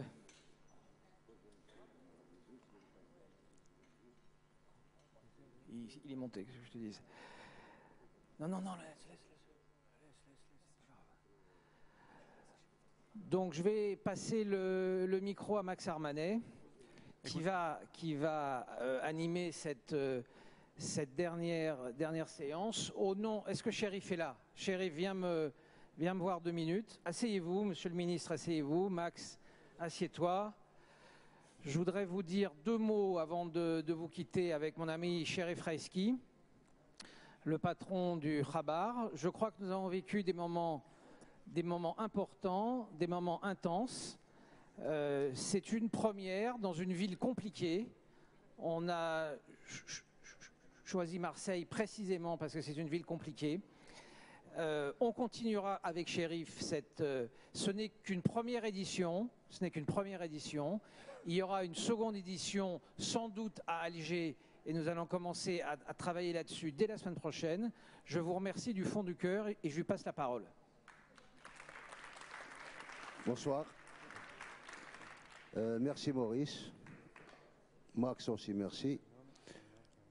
Nous arrivons à terme de ce colloque. J'espère qu'il était très très bénéfique. Nous sommes des journalistes, donc on voulait rassembler des gens autour d'un thème, la guerre d'Algérie, ou pour moi la guerre d'indépendance, 50 ans après. On savait qu'il y aurait des opinions très différentes. C'est ce qu'on voulait, sinon on serait dans le parti unique et ça ne nous arrangeait pas en tant que journaux démocratiques et républicains. Nous sommes là pour aider à la compréhension entre les Algériens les Français d'origine algérienne et de toutes les origines. Donc, pour là, il n'y a aucun problème.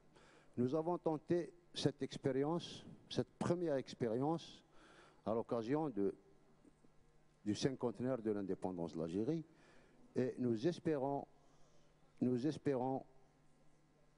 la continuer, peut-être, pourquoi pas, à Alger, dans une année, si les conditions sont réunies.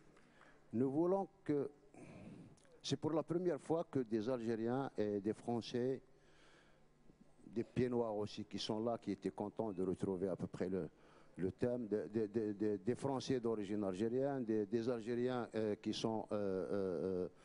vivent en France. C'est la première fois qu'ils se rencontrent pendant 3 jours. Il y avait une 60aine de débats. Et c'est pas rien, hein, c'est pas rien.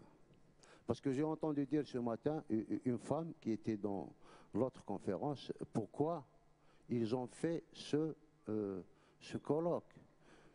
Je ne voulais pas lui répondre parce que je la connaissais, mais s'il n'y avait pas d'importance ce colloque, vous ne seriez pas là, madame. Je ne sais pas si elle est là ou non. Donc il y a de l'importance. Maintenant, on n'est pas venu répondre aux attentes de chacun. On est venu pour rapprocher. On est venu pour raconter des expériences. Zohra Drif a raconté son expérience, qu'on soit d'accord ou non avec elle, Bernard-Henri Lévy et d'autres intervenants hier, avant-hier et ce matin ont apporté leur témoignage. Nous sommes très contents, nous sommes très fiers de ce colloque et j'espère que vous avez profité de ce débat-là et j'espère aussi que ça va continuer dans l'avenir. Voilà, merci beaucoup. Merci.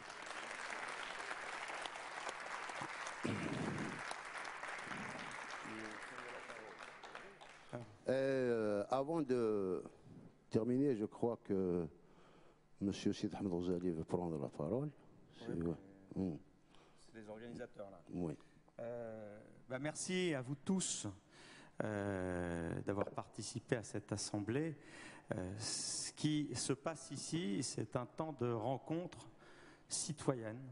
C'est quelque chose qui est très important, c'est-à-dire que ce qui fait la réalité de cette assemblée, son succès, cette vitalité, c'est pas qu'on demande aux gens de penser tous la même chose, et on l'a vu dans ce débat qui vient de se passer, c'est bien que les désaccords soient clairement exprimés, parce qu'on ne peut rien construire sur des faux accords.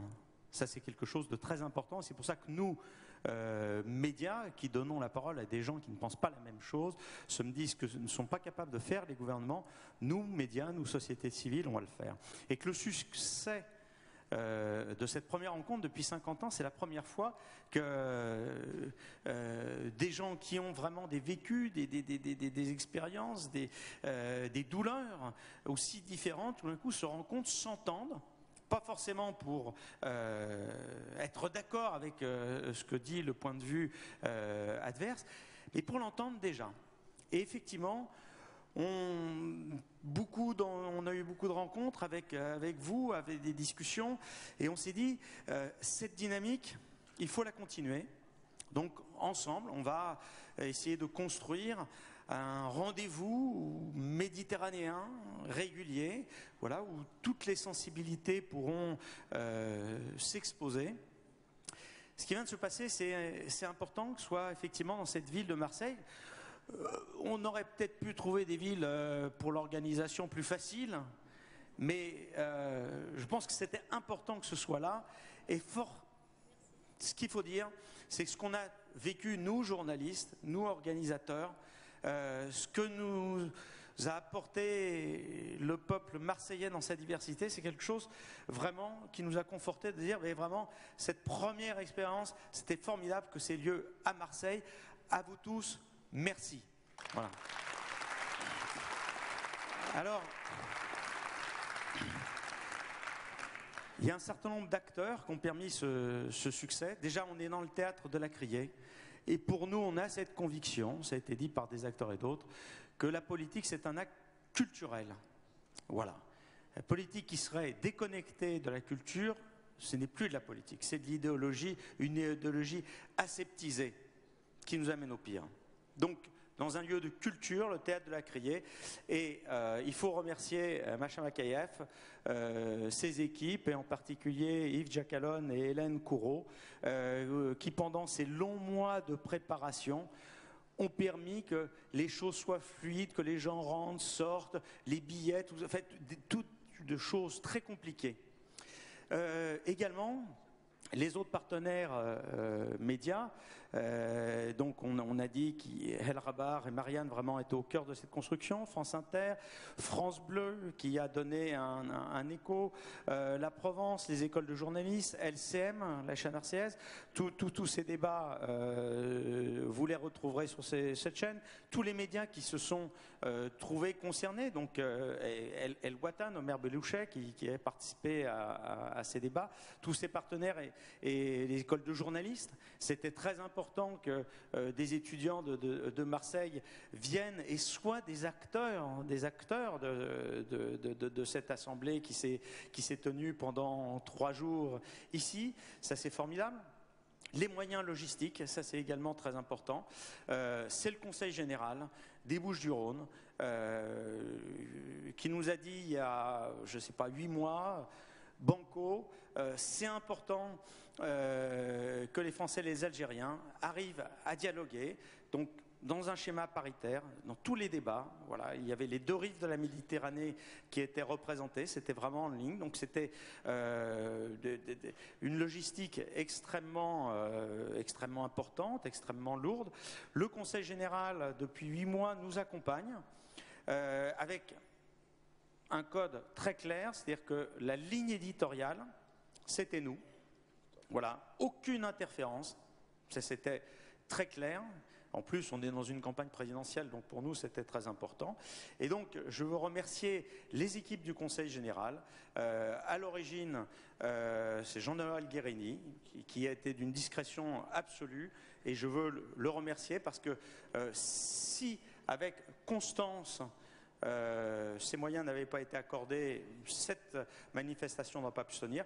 Les équipes de la direction de la communication des Bouches-du-Rhône, qui ont été présentes, qui ont facilité la communication vis-à-vis des assemblées, des associations de professeurs d'histoire et de géographie, toute cette logistique qui peut sembler évidente, qui est très importante, parce que ce qu'on se dit pour la prochaine événement, c'est qu'il faut qu'il y ait plus de jeunes, des lycéens, des étudiants qui participent et inventent ensemble ce qu'on peut faire.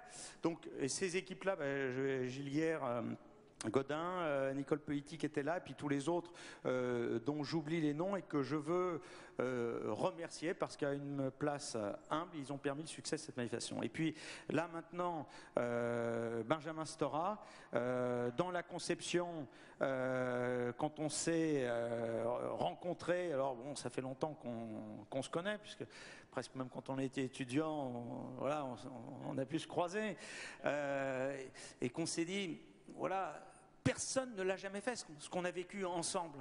Ça n'avait jamais eu lieu.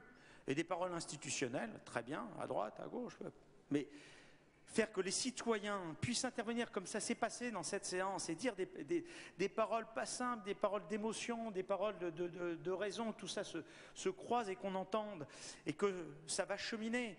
Cette nuit, demain, la semaine prochaine, dans un mois, ensemble, on a semé quelque chose. Et ensemble, on va continuer à le semer. Alors, je vais passer la parole à Benjamin, qui était au cœur de cette conception.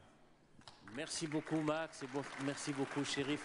C'est un dernier mot, simplement, je ne vais pas alourdir, parce que je pense que tout le monde est fatigué, tout le monde a faim. Il m'est venu une réflexion d'historien dans ce dialogue difficile et éprouvant de tout à l'heure entre Bernard-Henri Lévy et Zora Drief. Il m'est venu une séquence d'histoire dans ma tête, dans le fond, qui peut être une ouverture sur l'avenir. C'est le fait que dans cette guerre terrible qu'on appelle la guerre d'Algérie, ce sont effectivement les populations civiles qui ont été les plus durement frappées, les plus durement touchées. Et dans cette histoire des populations civiles terriblement touchées, il y a eu une initiative politique qui malheureusement n'a jamais vu le jour. C'était l'initiative lancée par Albert Camus pour la trêve civile en janvier 1956, avec l'appui de Ahmad Ramadan et de Ferhat Abbas. C'est une initiative historique très peu connue. C'est un texte d'Albert Camus où il a écrit un très beau texte où il disait « Pitié pour les civils ».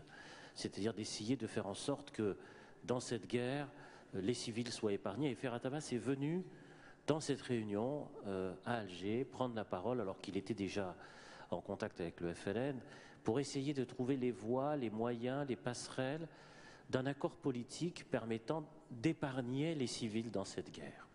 Eh bien, ce projet-là n'a jamais pu voir le jour parce qu'une semaine plus tard, Guy Mollet arrivait à Alger et il essuyait un jet de tomates qui renvoyait en fait la politique algérienne à d'autres bifurcations, comme nous le savons, et qui était celle de la guerre totale. Et l'appel d'Albert Camus, soutenu par Ferhat Abbas, pour cette trêve civile n'a jamais pu se réaliser. Aujourd'hui, ce qu'on peut espérer avec la multiplication des initiatives comme celle-là, et qui a été initiée par El Khabar et par Marianne, eh bien, c'est de faire en sorte qu'il existe cette trêve des mémoires aujourd'hui, et pour que chacun puisse expliquer complètement ses positions, que chacun puisse écouter les positions de l'autre aujourd'hui, parce que effectivement, eh bien, cette guerre, elle est finie maintenant depuis 50 ans, et que l'objectif, dans l'approfondissement de cette connaissance historique, c'est d'aller vers plus de démocratie et de citoyenneté dans les deux pays. Voilà, je vous remercie. Si vous avez des questions là maintenant, ou sans ça à venir, c'est un processus, l'Assemblée qui se construit, vous voulez communiquer avec nous, nous écrire, proposer des idées de construction, bien sûr, vous êtes les bienvenus. Cette Assemblée, tous ces citoyens qui sont ici, sont citoyens aujourd'hui, le seront demain. Et nous, médias, sommes là pour vous accompagner, pour être la caisse de résonance, voilà, de ce discours, de cette proposition, telle que vient de la résumer Benjamin, voilà, camusienne.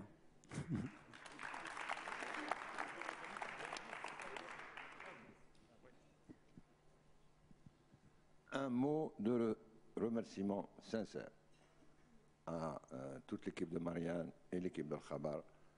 Je vous admire et je vous aime pour votre initiative. Pourquoi? Parce que vous traitez un sujet très important qui est lié aux relations entre les deux peuples et vous proposez la seule approche, c'est qu'on en parle entre nous. Et je souhaite que ce type d'initiatives, qui sont encore une fois à l'honneur de Al Khabar et de Marianne, il faudrait qu'elles puissent se répéter et je regrette qu'elles ne puissent pas avoir lieu en Algérie aussi. Ma conclusion est la suivante. Vous avez vu qu'il y avait des manifestations hier. Je suis allé vers les manifestants. J'ai parlé avec eux pendant une demi-heure. Et je leur ai dit ce langage et je vous engage vous-même à leur parler. Je ne parle pas à parler à la majorité des pays noirs, vous connaissez tous leur position. Je parle à ceux-là qui viennent crier leur douleur en insultant, etc. Je leur ai dit, vous êtes venus avec le drapeau français, ça veut dire que ça, c'est le drapeau de la France, du peuple français, ça veut dire que vous aimez le peuple français.